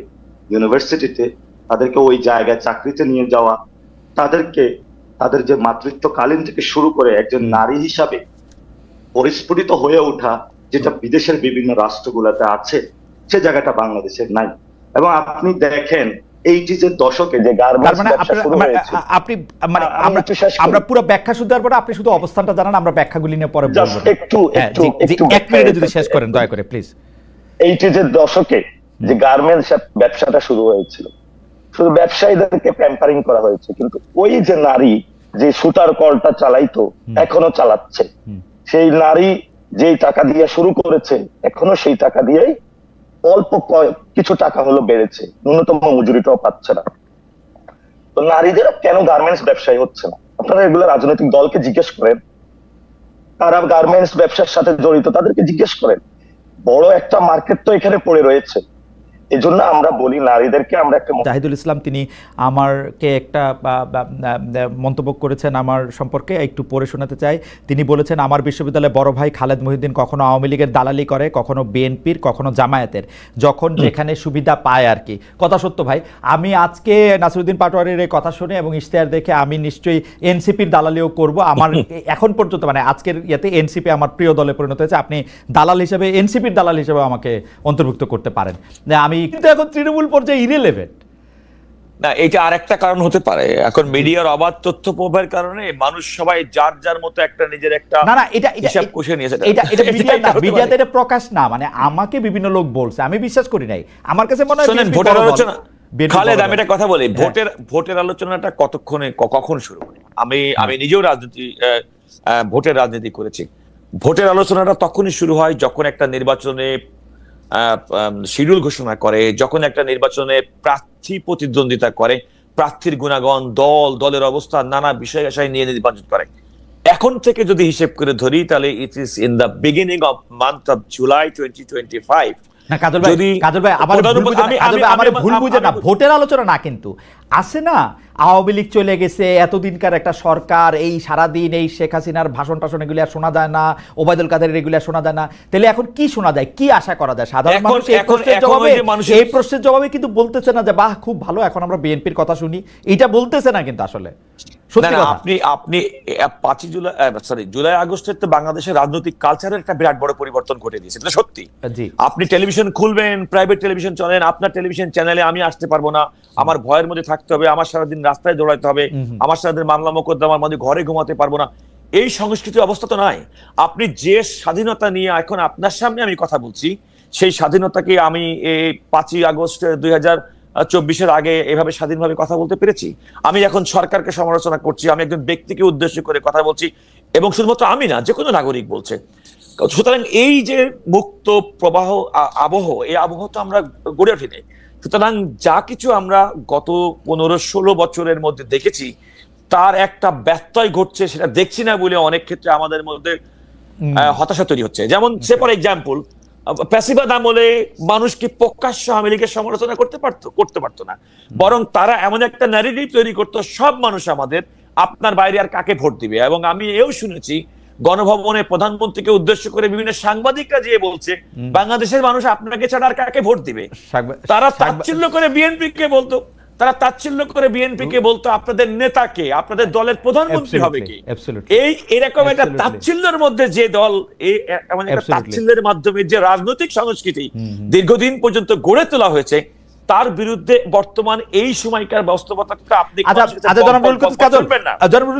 প্রশ্ন আমি একটু ঘুরায় করি, আপনি 1 মিনিটে যদি একটু বলেন। জনাব তারেক রহমান এখন দেশে ফিরতেছেন না, সেটা নিয়ে আমি বিভিন্ন জায়গায় বিভিন্ন কথা বলতেছি, কোনো জায়গায় কোনো উত্তর পাই নাই, সেটা নিয়ে আমি না বললাম, কিন্তু জনাব তারেক রহমান কনসিস্টেন্টলি বলে যেতেছেন এইবারের নির্বাচন হবে সবচেয়ে কঠিন নির্বাচন। সেইটা কেন বলতেছেন তাহলে কঠিন? আমি তো দেখি 292 সিট পাবে BNP, 95 seat, 295 seat. Tarique Rahman সাহেবের কাছে কঠিন কেন মনে হচ্ছে? না, তারেক রহমান সাহেব তিনি রাজনৈতিক দল ধরেন, তিনি প্রতিদ্বন্দ্বিতায় বিশ্বাস করেন। তিনি যদি কোনো ব্যক্তি, আপনি এবং আমি, আমরা যদি ছোটখাটো একটা প্রতিদ্বন্দ্বিতায় অংশগ্রহণ করি, কখনো প্রতিদ্বন্দ্বীকে কখনো সহজভাবে নেওয়ার কোনো সুযোগ নেই। ওই যে আপনার খরগোশ এবং কচ্ছপের গল্প মনে আছে না? রাজনৈতিক দল হিসেবে তারেক রহমানের কথাই নাসিরউদ্দিন পাটোয়ারি ইকো করছেন যে যেহেতু কঠিন হবে 100টা পাবে। আমি কেন বলছি শোনেন, রাজনৈতিক ওটা সংখ্যা না, রাজনৈতিক দলে আপনাকে খেয়াল করতে হবে যে ফ্যাসিবাদ মুক্ত বর্তমান সময়ে আওয়ামী লীগের রাজনৈতিক কার্যক্রম স্থগিত করার ফলে, ছাত্রলীগের রাজনৈতিক কার্যক্রম নিষিদ্ধ করার পরে বাংলাদেশে দীর্ঘদিন ধরে একটা আওয়ামী লীগ পন্থী এবং এন্টি আওয়ামী লীগ যে পলিটিক্যাল যে সিনারিও ছিল, সেটা তো আপাতত দৃষ্টিতে নেই। বরং এন্টি আওয়ামী লীগ ফোর্স যাদের মধ্যে, তারাই কিন্তু এখন ক্রিয়াশীল রাজনৈতিক দল। সুতরাং আপনাকে যদি পরবর্তী নির্বাচন, যদি নিকট ভবিষ্যতে, যেটা আমরা ফেব্রুয়ারি 2026-এর মধ্যে নির্বাচন প্রত্যাশা করছি, আলটিমেটলি এই ক্ষেত্রে প্রতিদ্বন্দ্বিতা হতে হবে অনেকটা বলতে পারেন যারা বিগত দিনে আন্দোলনের সাথী ছিলেন, রাজনৈতিক সহকর্মী ছিলেন, যাদেরকে নিয়ে মনে করা হতো যে তারা এন্টি ইন্ডিয়ান ব্লকের, এন্টি আওয়ামী লীগের ব্লকের সঙ্গে যারা সেন্টিমেন্ট যারা ধারণ করেন, তাদের যে একটা সবার একটা সম্মিলিত আমি এটা শেষ পর্যায়ে আপনার কথা শুনতে চাই। আমি আপনাকে শেষ করি, না আপনার কাছে আসবো, আমরা শেষ কথাটা শোনার জন্য আসবো। আমি কথাটা বলে রাখি, আচ্ছা একটা কথা আমি প্রসঙ্গ করে বলে রাখি। বলেন। 2018 সালে নির্বাচনে ডক্টর কামাল হোসেনের সঙ্গে বিএনপি সহ তারা তৎকালীন প্রধানমন্ত্রীর সঙ্গে গিয়ে তথাকথিত যে প্রতিশ্রুতি পেয়েছিল ভোট সুষ্ঠু হবে বঙ্গবন্ধুর কন্যা, তো তারা যারা তখন আশা করে গিয়েছিল, তাদের তো আশা তেমন ধূলিসাৎ হয়েছে। তো তারা বিগত ফ্যাসিবাদ বিরোধী আন্দোলনে যে সমস্ত রাজনৈতিক দল এককভাবে থেকে সম্মিলিতভাবে ফ্যাসিবাদ বিরোধী আন্দোলন করেছে, এমন তো হতে পারে যে আগামী দিনের নির্বাচনে তাদের নিজেদের মধ্যে প্রতিদ্বন্দ্বিতা হবে, এবং এই প্রতিদ্বন্দ্বিতামূলক করার জন্যই আমার মনে হয় জনাব তারেক রহমান তার দলের নেতা কর্মীদেরকে অ্যালার্ট করেছেন যে শুধুমাত্র তোমাদের প্রতিদ্বন্দ্বীকে চিন্তা করতে হবে না, তোমার নিজেকেও একইভাবে পরিচালিত করতে হবে, এমন ভাবে গড়ে তুলতে হবে যেন তুমি গ্রহণযোগ্য হও। ঠিক আছে, আমি আমার মন্তব্যটা করে রাখি। বিএনপির মনে এখন ভয়, কারণ প্রতিবার যেহেতু আওয়ামী লীগের এনটিতে একটা ইলেকশন হয়, বিএনপি এইটাকে আওয়ামী লীগকে দেখায় বলতে পারে যে দেখো আওয়ামী লীগের কাছে ক্ষমতা চলে যাবে। এখন যেহেতু আওয়ামী লীগ সিনারিওতে নাই, বিএনপি জানে যা তাদের কোনো পলিটিক্যাল ক্যাশ নাই যেটা দিয়ে আসলে জনগণের কাছে তারা যাইতে পারে, সেহেতু এনটি আওয়ামী লীগ যে কোনো ফোরামই, সেটা জামাতে ইসলামী হোক, এনসিপি হোক, বিএনপির চেয়ে ভালো করতে পারে, এই সম্ভাবনা বিএনপির আশঙ্কা বিএনপির মনের মধ্যে আছে। ব্যারিস্টার রুহুল কুদ্দুস কাজল, এই প্রসঙ্গে আপনার আমি শেষ কথা শুনবো এখন না, আমি একটু জনাব নাসিরউদ্দিন পাটোয়ারির কাছে যেতে চাই, কারণ জনাব নাসিরউদ্দিন পাটোয়ারির কাছে আমার একটা মানে খুবই নাসিরউদ্দিন পাটোয়ারির সমর্থকদের কাছ থেকে খুবই গালি খাওয়ার মতো একটা প্রশ্ন আছে, সেই প্রশ্নটা একটু করতে চাই। যদিও জনাব নাসিরউদ্দিন পাটোয়ারি, জনাব হাসনাত, জনাব সার্জি, জনাব নাহিদ, জনাব আসিফ, এদের সবার সঙ্গেই আমার খুবই মধুর সম্পর্ক, কিন্তু কেন জানি বাস্তবে পর্দায় ব্যাপারটা দাঁড়ায় হচ্ছে উল্টার দিকে। যাই হোক, আমি একটু পড়ে শোনাই জনাব নাসিরউদ্দিন পাটোয়ারির প্রশ্নটা চাওয়ার আগে। জেরিনা ইয়াসমিন উনি আমাকে, অবশ্য আমার বলে লাভ নাই, আমি আর কাজল ভাই কিন্তু দীর্ঘদিনের বন্ধু, প্রায় 30-35 বছরের। আজকের পরে কাজল ভাই আমাকে বলতে পারে যে তুমি আমার এগুলি কি কইলা। হাওয়েভার জেরিনা ইয়াসমিন আমাকে বলতেছে, শ্রদ্ধেয় খালেদ ভাই, একটু কারেকশন আছে, আপনি আপাদমস্তক আওয়ামী লীগ, এটা বুঝতে রকেট সাইন্স জানতে হবে না, ভেরি গুড, তবে সেটাকে ঢাকার জন্য বাকি সব দলের হয়ে মাঝে মাঝে কান্নি মারেন, জাস্ট এইটুকুই, কনফিউশনের সুযোগ নেই। Thank you so much Zarina Yasmin. আমি জনাব নাসিরউদ্দিন পাটোয়ারি আপনার কাছে যেটার জন্য আসতে চাই সেটা হচ্ছে যে আপনি খুব সংক্ষেপে একটু বলবেন, কারণ আমরা কাজল ভাইয়ের কাছে জাস্ট একটা ওইটা নিয়েই যাব, যেহেতু এখন এনটি আওয়ামী লীগ প্ল্যাটফর্মটা নাই, এনটি আওয়ামী লীগের চেতনা আসলে, আমি এটা চেতনাও শব্দটা বলতে চাই না, এনটি আওয়ামী লীগের যে দর্শন বা চিন্তা বা নীতি সেটা সবাই ধারণ করতেছে, সেজন্য বিএনপি ভয় পেতেছে তার ভোটগুলি ভাগ হয়ে যেতে পারে। এটা নিয়ে আসলে বিএনপি কি মনে করে? জনাব নাসিরউদ্দিন পাটোয়ারি, আমার প্রশ্ন হচ্ছে যে আপনারা যখন দল গঠন করেন বা দল গঠন করার আগেই আর্থিক স্বচ্ছতার বিষয়ে আপনারা আমাদেরকে অনেক প্রতিশ্রুতি দিয়েছিলেন, ওয়েবসাইটে সেটি উঠবে, কে আপনাদেরকে চাঁদা দিচ্ছে কে দিচ্ছে না সেটির আসলে কত দূর? আপনারা এনসিপি থেকে যারা এনসিপির কেন্দ্রীয় নেতা আছে তারা বেতন নেন কিনা?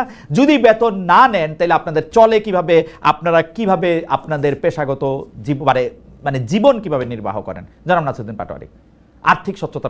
অনেকগুলো ভালো কোশ্চেন আপনি করেছেন, যেগুলো নিয়ে পিপলের মধ্যে একটা কনফিউশন রয়েছে। তো আমি প্রথমে যেটা, যে বাংলাদেশে এনটি আওয়ামী লীগ নামে যে এটা আপনার কাছে প্রশ্ন না, এটা কাজল ভাইয়ের কাছে প্রশ্ন না, এটা আমাকে 30 সেকেন্ড বলতে দিতে হবে। জি জি, যেটা হলো নাই, বলতো বিএনপির ভোট ব্যাংকটা এখানে কমে গেছে। হ্যাঁ, আরেকটা জিনিস হলো, বাংলাদেশে কি এখন জিয়াউর রহমান যে খালগুলো কাটছে এগুলো কি আছে? 2001 থেকে 6 পর্যন্ত যে দুর্নীতি করছে, খাল নাই, বিল নাই, ভারতীয় ধানের বীজ, বাংলাদেশে কোনো বীজ নাই, অথচ হলো প্রতীক হলো ধান, তো কি দিয়ে ভোট পাবে? এই জন্যই আমি বলি সেটা নিয়ে আরেকদিন টকশো করব না জনাব পাটোয়ারি, সেটা আরেকদিন টকশো করব না, আরেকটা দিন করব না।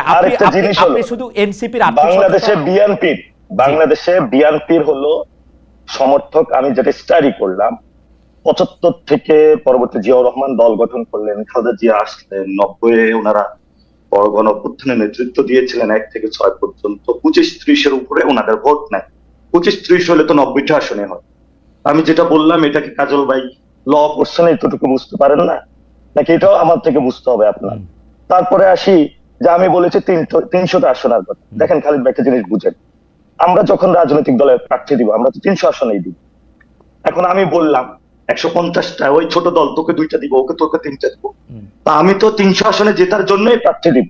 এটা কেমন রাজনৈতিক দল? আপনি 300 আসনে জেতার জন্য প্রার্থী দিতেছেন না, একটা লোকের ডামি দাঁড় করায় দিচ্ছেন, ওরে দিয়ে ওরে জিতাবেন। এই সংস্কৃতি থেকে ভাই আপনাদেরকে বের হতে হবে ভাই, এগুলা অতীত সংস্কৃতি। এজন্য এখন আমি বললাম সেটা একদম অ্যাবসলিউটলি, আপনি যদি আমরা 1 ঘন্টার বেশি 200 আসন জিততে হবে, আমি বললাম যে আমাদের 200 আসন জিততে হবে, 200 আসন বাকি 100 জনের ভিতরে থাকবে। ভাই কে না কে জিতবে, ওই 200 জনের মধ্যে কি আমার নামটা? এটা হয় কি জনাব পাটোয়ারি, আমি একটু আপনাকে বলি, আমরা দেখেছি কি রাজনৈতিক দলগুলি জানে যে কোথায় তাদের কতটুকু স্ট্রেংথ, সেই অপটিমাম স্ট্রেংথকে ধরে তারা একটা ম্যাপ প্রণয়ন করে। যেমন আওয়ামী লীগ জানে যদি আওয়ামী লীগ নির্বাচন করে গোপালগঞ্জে তারা সব আসনে জিতবে, তেমনি বিএনপি জানে তার স্ট্রেংথ আছে বগুড়ায় সব আসনে জিতবে। আমি খুব জেনারেলাইজ কথা বললাম। এরকমভাবে কোন কোন আসন তাদের একেবারে সবুজ, কোনটা একটু গ্রে, কোনটা লাল, সেরকমভাবে তারা করে। সেই জন্য প্র্যাকটিক্যালি বিএনপি ভোটের আগে 2001 সালের ভোটের আগে সেইটার ব্যাপারটা আমি পুরোপুরি দেখেছিলাম বলে আমি জানি। তারা নির্বাচন হওয়ার আগেই তারা জানতো যে নিরপেক্ষ নির্বাচন হলে তারা কতটা আসনে তারা নিশ্চিত জয়লাভ করবে। মাঠের তো আসে সেরকম ভাবে সেটা বলে আর কি। আচ্ছা, আমরা ওগুলো আরেকদিন কথা বলবো না, জনপাটের আরেকদিন কথা। এরকম আওয়ামী লীগের বিএনপি এই ডেটা ভিত্তিক ভোটের ম্যাপিংটা স্মার্টলি আসলে আওয়ামী লীগেরা আগে শুরু করেছে, মানে ডিজিটাল বাংলাদেশ ডিজিটাল হওয়ার আগে শুরু করেছে, যেটাকে হাওয়া ভবন কেন্দ্রিক যেটা 2001 সালে বলা হয়, সেই ডিজিটাল ম্যাপিংটা সেটা এখানে জানি খালিদ ভাই, এগুলো জানি কোন এজেন্সির মাধ্যমে করছে এগুলো আমরা জানি। এখন কারা ওই এজেন্সিগুলোকে হায়ার করতেছে তাও আমরা জানি। ফ্যান্টাস্টিক। আপনি যদি আপনাদের দলের কথা এখন হলো আপনাদের দলের কথা, হ্যাঁ এখন হলো যে ভারতীয় যে বিজেপি যেটা বলেছিল জনসংঘ যখন ছিল অথবা জনদলটা যখন ছিল, জনদল কয়টা আসনে চিন্তা করেছিল, এবং 1990 সালের আগে বিএনপির কি অবস্থা, প্রার্থী দিতে প্রার্থী খুঁজে পাওয়া যায়, কিন্তু তাদের একটা স্বপ্ন ছিল, জিয়াউর রহমান স্বপ্নটা দেখিয়েছিল। আমি খালেদা জিয়া খুবই রেসপেক্ট করি, আমি ওনার সাথে পার্সোনালি দেখা করেছিলাম, আমার স্বপ্ন ছিল যে ওনার সাথে কিছু জিনিস আমি শেয়ার করবো, জিজ্ঞেস করবো। নাসিরউদ্দিন পাটোয়ারী, আপনি বিএনপি থেকে এনসিপিতে আসেন, আপনি বিএনপি থেকে এনসিপিতে আসেন, বিএনপি থাক, বিএনপি নিয়ে আরেকদিন কথা বলবো, সত্যি আপনি এনসিপিতে আসেন, এনসিপিতে আপনাদের না এটা তো এই যে রুহুল কুদ্দুস ভাই, এই যে একটা মানে ওনার মতন সিনিয়র লয়ার, আমাকে আজকে একজন বলছে যে ওনাকে সম্মান দেওয়ার জন্য, কারণ উনি নাকি সামনে হলো লয়ার সেক্টর নিয়ন্ত্রণ করবে, পরে নাকি মামলা টামলা খেলে উনি আমারে আরো বেশি করে ঢুকায় রাখবে, আর কি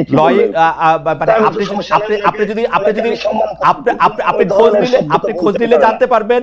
সরি টু সে, আমি আপনাকে রেসপেক্ট করতাম, আপনি যে শব্দ আজকে চয়ন করেছেন আপনি এটা এক্সপ্যান্ড করবেন, এক নাম্বার। দুই নাম্বার জিনিসটা হলো আপনি আমাদের ফাইন্যান্সিয়াল সিস্টেমের কথা বলেছেন, এই যে বালখিল্য যে একটা শব্দ ব্যবহার করেছে উনি, এবং এটা উনি সিনিয়র লয়ার হিসেবে, লার্নার পারসন হিসেবে উনি লন্ডন থেকে এডুকেটেড হয়েছে, এবং সেখানে যথেষ্ট আমার মনে হয় যে এই শব্দটা এক্সপ্যান্ড করা উচিত। দুই নাম্বার জিনিস জি আর্থিক খাত, ফাইন্যান্সিয়াল কোশ্চেন, জি আচ্ছা ফাইন্যান্সিয়াল কোশ্চেন আপনি কথা বলেছেন, আচ্ছা বেশি কাজ আপনি বলেছেন, আমি একটু বালখিল্য শব্দ এগুলো আপনি বলতে পারেন না।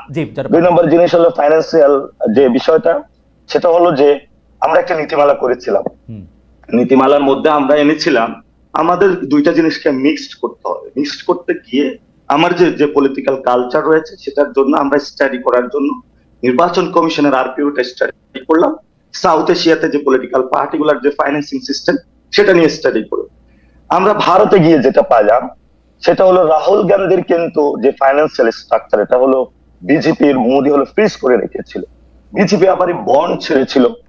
আমরা একটা সুন্দর মডেল আবার হলো মালয়েশিয়াতে গিয়েছি, মালয়েশিয়ান যে তরুণ প্রজন্ম তারা ফাইন্যান্সিয়াল মডেলের ক্ষেত্রে নতুন একটা ধারা নিয়ে এসেছিল। থাইল্যান্ডের একটা তরুণদের একটা পার্টি, মুভ ফরওয়ার্ড পার্টি, আপনি শুনেছেন 167 তারা সিট পেয়েছিল, তাদেরও তো ফাইন্যান্সিয়াল একটা মডেলে তারা সিস্টেম নিয়ে এসেছিল। আর বর্তমানে আমেরিকার নেক্সট প্রেসিডেন্ট ক্যান্ডিডেট বলা হয়ে থাকে এওসি কে। এওসি একজন বারটেন্ডার ছিলেন, খুবই স্ট্রাগল লাইফে ছিলেন, তার ফাইন্যান্সিয়াল ক্লিয়ারেন্স খুবই স্ট্রং, এবং আপনি যে আমদানির কথা বলেছিলেন যে আপনি টকশোতে গত, তারও ফাইন্যান্সিয়াল আমি ব্যাকগ্রাউন্ড দেখলাম খুবই স্ট্রং, এবং মানে ক্লিন। স্ট্রং বলতে তো আমরা হাজার হাজার কোটি টাকার মালিক বুঝা ওইটা নাই, খুবই ক্লিন এবং তার ট্র্যাক রেখেছে। আমরা যখন দল গঠন করলাম আমরা খুবই একটা চিন্তার মধ্যে পড়ে গেলাম যে স্ট্রাকচার গুলোতে বিভিন্ন দল, বিভিন্ন বিএনপির এমপি গুলো অফার করতেছিল যে আমাদের সাথে আসো, ব্যবসা করো, কোথায় থেকে ইলেকশন করবা, কি করবা, দল চালাবা কিভাবে, বিভিন্ন দেশ আমাদেরকে বলতেছে, বিভিন্ন গোয়েন্দা সংস্থা বলতেছে। আমরা নো, আমরা কোনোটাতে যাব না। তখন আমরা ইয়েল ইউনিভার্সিটি, এমআইটি ইউনিভার্সিটি এবং ওয়ার্ল্ডের যারা বাংলাদেশি ডায়াসপোরা আছে তাদের সাথে যোগাযোগ করলাম, how can I solve this matter. তারা আমাদেরকে একটা ফাইন্যান্সিয়াল মডেল বানিয়ে দিল। আমরা সেই ভিত্তিতে গিয়ে আমাদের সেই রিসার্চ বেসড যে ফর্মটা আছে আমরা সেটা অবমুক্ত করলাম, আমরা ক্রাউড ফান্ডিং এ গেলাম, আমরা টি শার্ট, ব্যাগ বিভিন্ন জায়গায় জনগণের কাছে গেলাম। অর্থাৎ আমরা যেহেতু এখনো আর্মির এস্টাবলিশমেন্ট ভাঙতে পারি নাই, আমাদের ব্যুরোক্রেসির এখন এস্টাবলিশমেন্টের যেটা আওয়ামী এস্টাবলিশমেন্ট ভাঙতে পারি নাই এখনো, মিডিয়ার এস্টাবলিশমেন্ট ভাঙতে পারি নাই এখনো, অর্থাৎ এগুলোকে চেঞ্জ করতে পারি নাই। আমরা এই জন্য হলো জনগণমুখী হলাম, এই জন্য আমরা ফাইন্যান্সিয়াল রাইট সেগুলো সেটা ওয়েবসাইটে প্রকাশ করার কথা ছিল, সেটা কি আপনারা করতেছেন? জি, আমাদের ওয়েবসাইটে আপনার ট্র্যাকিং এ সবগুলো বিষয় আছে। সেখানে হলো আমরা আবার জনগণকে একটা জিনিস হিসাব মিলিয়ে দিতে, অর্থাৎ আমাদের ডেবিট ক্রেডিটটা মিলিয়ে দিতে, সেটা হলো আমাদের কাছে আমাদের, জি সেটা আপনারা দিচ্ছেন।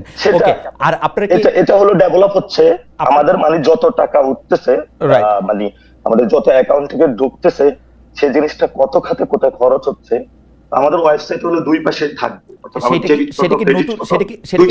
সেটা কি নতুন টাকা নাকি আপনারা রূপায়ণে যে বিল্ডিং আছেন সেটার ভাড়ার টাকা, আপনারা যে ইফতার পার্টি করছেন সেটার টাকা? ভাই আপনি যে এক একটা কথার মধ্যে এলিগেশন দিয়ে থাকেন, আমরা সেগুলিও কি আপনারা দিবেন কিনা ভাই?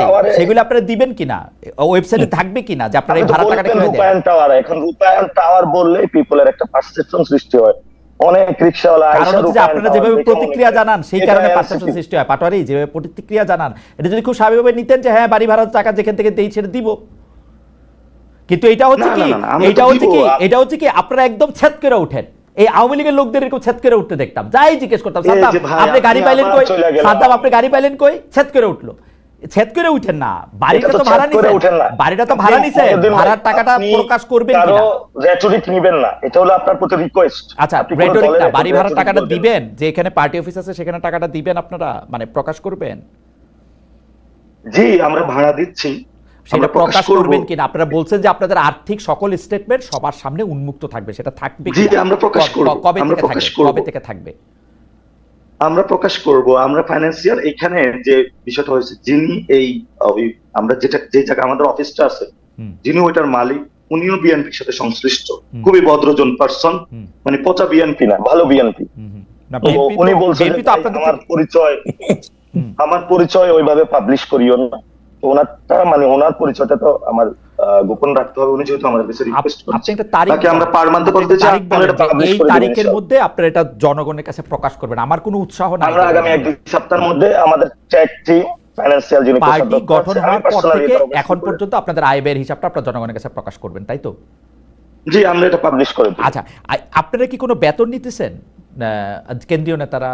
এই আমাদের এখানে একটি কথা এসেছিল যে মানে জামায়াত ইসলামীর বাংলাদেশের যে মডেলটা, এটাতে হলো মানে তাদের একটা বরাদ্দ থাকে, আবার এই বিএনপির এটা হলো বুর্জোয়া পলিটিক্সের এই ক্ষেত্রে হলো পার্সন টু পার্সন এই জিনিসটা মেনটেন করে, আর বড় ভাইকে হলো বিভিন্ন জায়গা থেকে চাঁদা তুলে দেয়।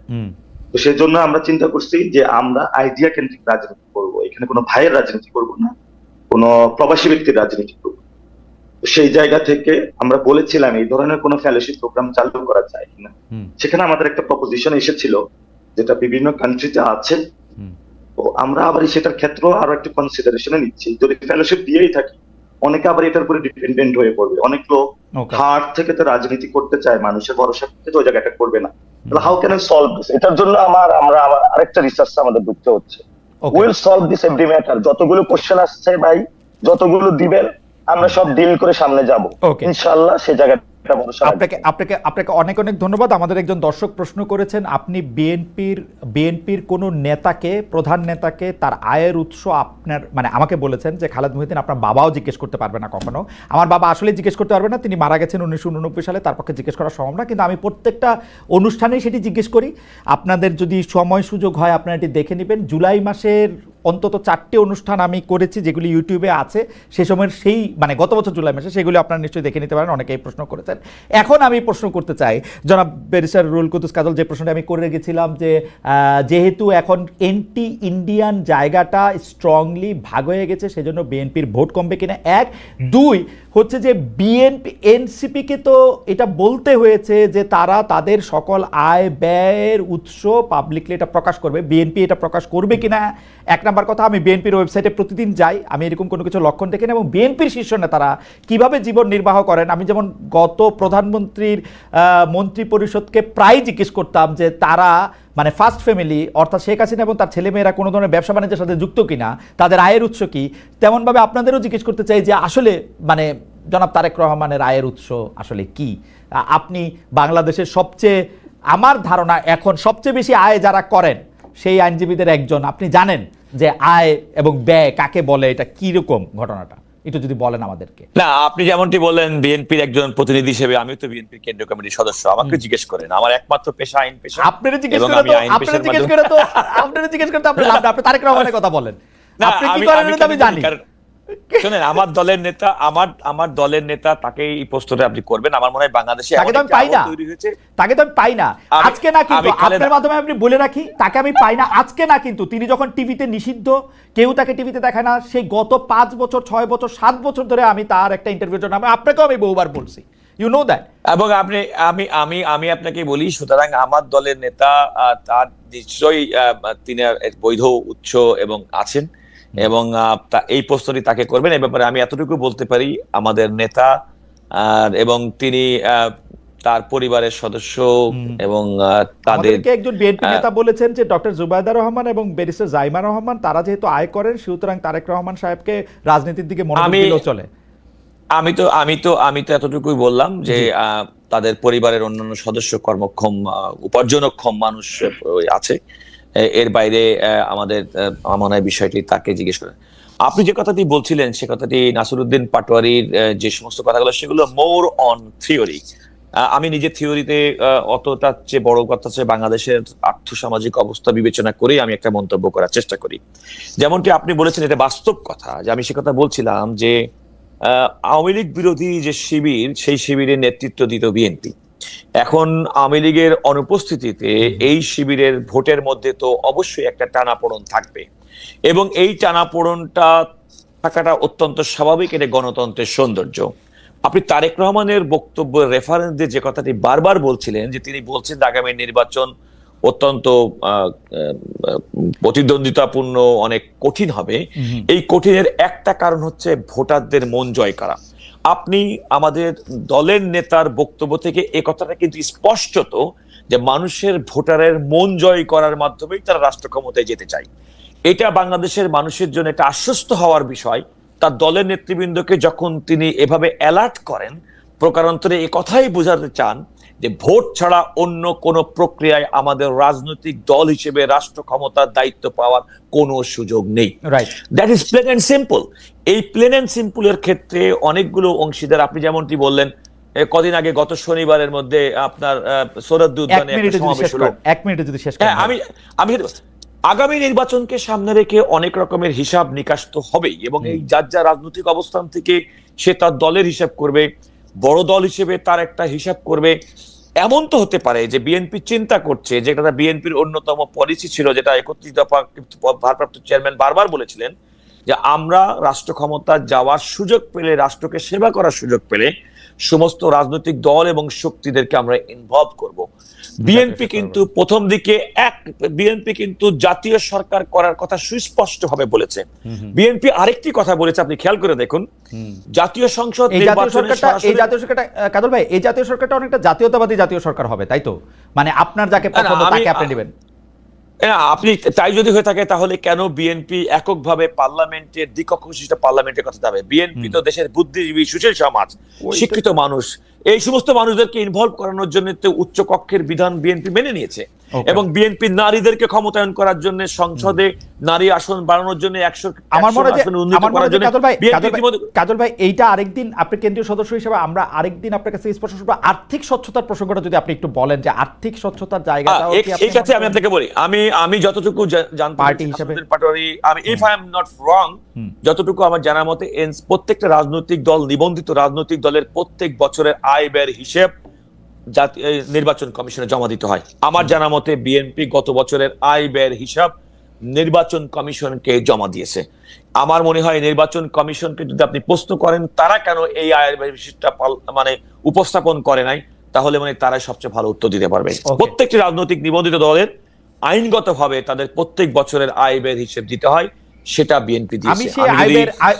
আমি সেই আয় ব্যয়ের হিসাব মোরলেস 98 সাল থেকে আমি পরীক্ষা করতেছি। সেই আয় ব্যয়ের হিসাবটা যতটুকু বাংলাদেশের নির্বাচন কমিশনের আরপিও অনুসারে যতটুকু দিতে হয় ততটুকু এটা পরিষ্কার না। যেমন আমি এখনো জানি না ওই এত হিসাব করার পর যে আসলে বিএনপির নেতারা কি করেন আমি বুঝি না। কিন্তু একটা ব্যবসা লিখে রাখেন কেন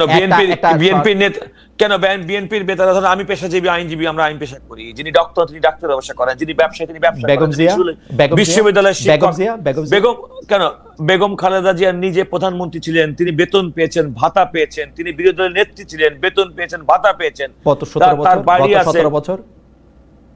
বেগম খালেদা জিয়া গত 17 বছরে তার রাজনৈতিক দলের নেতা কর্মী সমর্থক, তার নিজের আয়, তার কি সন্তান আছে, সমস্ত কিছু আছে। বেগম খালেদা জিয়ার আয় অ্যাবসলিউটলি আমরা এই জিনিসগুলি জনাব তারেক রহমান এবং বেগম খালেদা জিয়া এই একটা কথা বলি, আমি একটা কথা, সময় নাই, খালেদা জিয়া তো বাংলাদেশের একজন আয়করদাতা।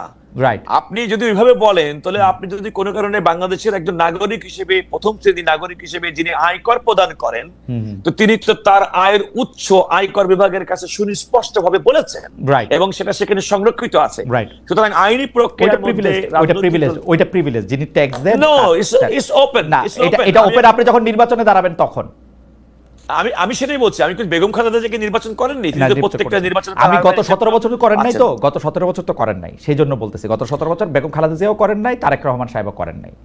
বেগম খালেদা জিয়া বিগত 17 বছর যে ধরনের নির্যাতন নিপীড়নের শিকার হয়েছে। না আমি এই যে কাজল ভাই, আপনি কিন্তু আমাকে ট্রাবলে ফেলতেছেন এখন। বিএনপির লোকেরা আমাকে একটা এন্টি বিএনপি কোয়া এখন একটা মানে আমি বলছি না, আমি বলছি বেগম খালেদা জিয়া আপনি এখন আমাকে আমার মনে হয় যে আমার প্রশ্নটা আপনি বুঝতে পারছেন যে এটা যদি মানুষের সামনে থাকে মানুষ এটা দেখে নেবে। আমরা একদম শেষ পর্যায়ে আছি। কাজল ভাই আপনার অনেক ধন্যবাদ। আমি একটু জনাব নাসির পাটোয়ারির কাছে 40 সেকেন্ডের জন্য যেতে চাই। জনাব নাসির পাটোয়ারি, এই আগামী নির্বাচনটা মানে এটা একটা মানে জ্যোতিষী ধরনের প্রশ্ন, কিন্তু আমি আপনার মানে আপনি তো আর সত্যি বলতে পারবেন না, কিন্তু আপনার গেস্টটা আমি শুনতে চাই যে আপনি মনে করেন কবে নির্বাচনটা হবে। কেউ বলেন ডিসেম্বরে হবে, সেটা থেকে অবশ্য সরে এখন ফেব্রুয়ারি আসছে, কেউ বলেন এপ্রিলে হবে, কেউ বলেন এপ্রিলে হবে না, তারপরে হবে। আপনার কাছে কি মনে হয়?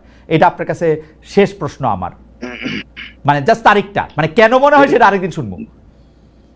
যদি কোনো বড় ঘটনা না করে ফেব্রুয়ারি ইলেকশন হয়ে যাবে, যদি বড় কোনো ঘটনা না ঘটে। এবং এখানে ওই যে জুলাই সনদের একটা বিষয় আছে, সেটা হয়তো বা বিএনপি ছাড় দিচ্ছে। লন্ডনের কথা হয়েছে, পার্সোনাল কথা কি হয়েছে এটা আমরা জানি না, তবে সেখানে দুজনকে যেহেতু হাস্যোজ্জ্বল ছবিটা আমরা দেখেছিলাম, তাদের মনে হয়েছিল বোথ পার্টিজ আর কোঅপারেটিভ। ওই জায়গায় মনে হয়েছে যে ফেব্রুয়ারিতে ইলেকশন হওয়ার পসিবিলিটি রয়েছে। ঠিক আছে, কোনো বড় ঘটনা না। ঠিক আছে, হোল্ড অন এ সেকেন্ড আমরা একটু বেশি কাজল আপনার কাছ থেকে একটু জানতে চাই জ্যোতিষী প্রশ্নটা। আপনার কাছে কি মনে হয় ফেব্রুয়ারি, এপ্রিল, তারপরে? না, আপনি কিন্তু খালেদ খেয়াল করে দেখবেন লন্ডনে বা বিএনপির ভারপ্রাপ্ত চেয়ারম্যান জনাব তারেক রহমানের সঙ্গে ডক্টর মোহাম্মদ ইউনূসের বক্তব্যের পরিপ্রেক্ষিতে লিখিতভাবে স্টেটমেন্ট করে বলা হচ্ছে দুজন সিদ্ধান্ত গ্রহণ করেছেন। আচ্ছা, তো আপনিও মনে করছেন ফেব্রুয়ারিতে ইলেকশন হবে, তাই তো? আমি এই কারণে মনে করি যে বাংলাদেশের জুলাই আগস্টের গণ বিস্ফোরণের পরবর্তীতে এই দেশের মানুষের কাছে গ্রহণযোগ্য ব্যক্তি হিসেবে ডক্টর মোহাম্মদ ইউনূস রাষ্ট্র দায়িত্ব পালন করছেন, এবং তার কথার একটা মূল্য আছে। তিনি যেটা বলেছেন যে নির্বাচনটি হবে এবং সেটি ফেব্রুয়ারি পর্যন্ত লন্ডনে বসে যে যৌথ বিবৃতি, আমার মনে হয় জনাব নাসিরউদ্দিন পাটোয়ারি, আমি সেটার উপর আস্থা রাখতে চাই, জনাব নাসিরউদ্দিন পাটোয়ারি, আমি মনে করি এর ব্যত্যয় ঘটার কোনো কারণ। জনাব নাসিরউদ্দিন পাটোয়ারি, আজকের অনুষ্ঠানে আপনি শেষ কথা বলবেন। আপনি 2 সেকেন্ড না, আপনি 30 সেকেন্ড বলেন। এনসিপি নিবন্ধন চেয়েছে, সব জায়গায় আসলে নির্বাচনী কার্যক্রম শুরু করেছে। নতুন রাজনৈতিক দল হিসেবে আপনি আমাদের অভিনন্দন জানবেন আপনার দলের পক্ষ থেকে, এবং নির্বাচনকে সামনে রেখে জনগণের উদ্দেশ্যে আপনি কি বলতে চান? আপনি 30 সেকেন্ড বলেন, কিন্তু প্লিজ 30 সেকেন্ডই বলেন। আপনি 2 সেকেন্ড চাইছিলেন, 30 সেকেন্ড বলেন। প্রথমত লন্ডনে যে বৈঠকটা হয়েছিল বিএনপি এবং গভর্নমেন্টের যে বোথ পার্টি যেটা হয়েছে, এটা বাংলাদেশের ইতিহাসে প্রথম, এই ধরনের হয় নাই। ওইটার কারণে এটা বিএনপিও ভুল করেছে, সরকারও ভুল করেছে। ওইটার কারণে বাংলাদেশে যে পার্টিগুলো আছে তাদের নেতৃবৃন্দের সাথে আমাদের কথা হয়েছে, একটা টানাপোড়েন পড়েছে। দুই পক্ষে লন্ডনে যে মিটিংটা করেছে নির্বাচনের সামনে রেখে এনসিপি ভোটারদের জন্য বা নতুন যারা আপনি দল হিসেবে মানে জনগণের উদ্দেশ্যে বলেন, আপনি আমার ধারণা এবারে জোক সেপার্ট, আপনি 30 সেকেন্ড বললেন জোক সেপার্ট, মানে এটা জোকটা একটু বলি। আমার ধারণা এনসিপি যদি কোনোদিন ক্ষমতায় আসে, আওয়ামী লীগের একটা কিন্তু বিএনপি মন্ত্রী থাকতো যার কাজ ছিল খালি বিএনপির সমালোচনা করা, বিএনপির এই করা। জনাব হাসান মাহমুদ এই দায়িত্ব পালন করছেন বেশ কিছুদিন নিষ্ঠার সাথে, হাসানুল হক ইনু কিছুদিন এই দায়িত্ব পালন করছেন। আমার ধারণা এনসিপি ক্ষমতায় আসলে আমার প্রিয় নাসিরউদ্দিন পাটোয়ারি হবেন বিএনপি মন্ত্রী, কারণ উনি সারাক্ষণ বিএনপি সমালোচনা করেন। আমি বিএনপি সমালোচনা না, আমি জাস্ট বলতে চাইতেছি ভোটারদের কাছে এনসিপি বা জনাব নাসিরউদ্দিন পাটোয়ারি কি আহ্বান জানাবে? আপনি যদি 30 সেকেন্ড একটু বলেন, কারণ নতুন রাজনৈতিক দল হিসাবে আমাদের মনে হয় আমাদের সবার কর্তব্য এনসিপি। আমি ভবিষ্যতে হলে আমি বলি, আপনি যেটা বলেছেন, আমি ভবিষ্যতে আমার অনেক কাজ আছে, maybe I have to take the responsibility of আমাদের ডিসিপ্লিনারি। সো আপনাকে আমি আগে একটা ইঙ্গিত দিতে পারি মানে আমি কি বলতে চাচ্ছি। আরেকটা যে বিষয়টা আপনি বলেছেন, আমরা মানুষের দুয়ারে দুয়ারে যাচ্ছি। আমাদের যেমন ভোটার কেন্দ্রিক রাজনীতি রয়েছে, আমাদের দেশটা কিন্তু পরিবর্তন হয়নি। ফলত আমাদের ন্যাশন এবং স্টেটের জায়গায় আমরা মনে করি অনেক কাজ করতে হবে। শুধু যদি ভোট পেয়ে পার্লামেন্টে গিয়ে এলাকায় কোন জায়গায় কালভার্ট, ব্রিজ হয়েছে, দুর্নীতি, এই জায়গাটা থেকে বের হয়ে আমরা দেশটা পুনর্গঠনের কাজে, সেই জায়গায় যদি এনসিপির ঘরে বা একটি আসনও না আসে, আমরা এই লড়াইটা যদি চালিয়ে যাই, আমরা মনে করি যে আগামীতে আমরা সরকার গঠন করতে পারবো। এবং পিপল আমাদের কাছে ওই বিষয়টা এক্সপেক্ট করে বা আশা করে। আমরা মানুষের ওই আশার জন্য কাজ করে যাচ্ছি। পুরো বাংলাদেশের মানুষ, আপনারা যারা শুনছেন, বিএনপির লিডারশিপ নয়, যারা বিএনপির নেতা কর্মী, যারা আপনারা নিপীড়িত হয়েছিলেন, আপনাদের যাদেরকে আমরা মুক্ত করে দিয়েছি, লড়াই করে দিয়েছি, আপনাদেরকে আমরা পাশে চাই। জামাতের যারা বিভিন্ন নেতা কর্মী, জামাতের সাথে থাকবেন, এনসিপি বাংলাদেশে নতুন ভাবে নেতৃত্ব দিবে। আমাকে 1 মিনিট সময় দিবেন। না না কাজল ভাই, আর সময় নাই, কাজল ভাই আর সময় নাই, আমি 30 সেকেন্ড বলবো। আচ্ছা এনসিপির কাজল ভাই, আপনিও এনসিপিতে আসতে পারেন ইনশাআল্লাহ। আচ্ছা আমি খালেদ, আমি শুধুমাত্র এতটুকু বলবো, জুলাই আগস্ট আন্দোলনের নাসিরউদ্দিন পাটোয়ারি এবং তার যারা কমরেড যারা ছিল, তাদেরকে আমরা যে চোখে সাধারণ মানুষ সর্বজন গ্রহণযোগ্য বলে দেখতাম, এনসিপি নাসিরউদ্দিন পাটোয়ারিকে কিন্তু চিহ্নিত করতে হবে একটা রাজনৈতিক দলের নেতা হিসেবে। সুতরাং যে সার্বজনীনতা 2024 সালের জুলাই আগস্টে ছাত্র জনতার গণ আন্দোলনে তাদের ছিল সার্বজনীন নেতা, তারা এনসিপি রাজনৈতিক দল করার মাধ্যমে তারাও অন্যান্য আপনাকে অনেক অনেক অনেক অনেক ধন্যবাদ, অনেক ধন্যবাদ নাসিরউদ্দিন পাটোয়ারিকে সেভাবে অনেক ধন্যবাদ জনাব নাসিরউদ্দিন পাটোয়ারি, আপনাকেও অনেক ধন্যবাদ। আমরা আজকে অনেকগুলি বিষয় নিয়ে আজকে আমরা কথা বলেছি। দর্শক, আমরা দুজনকে অনেকগুলি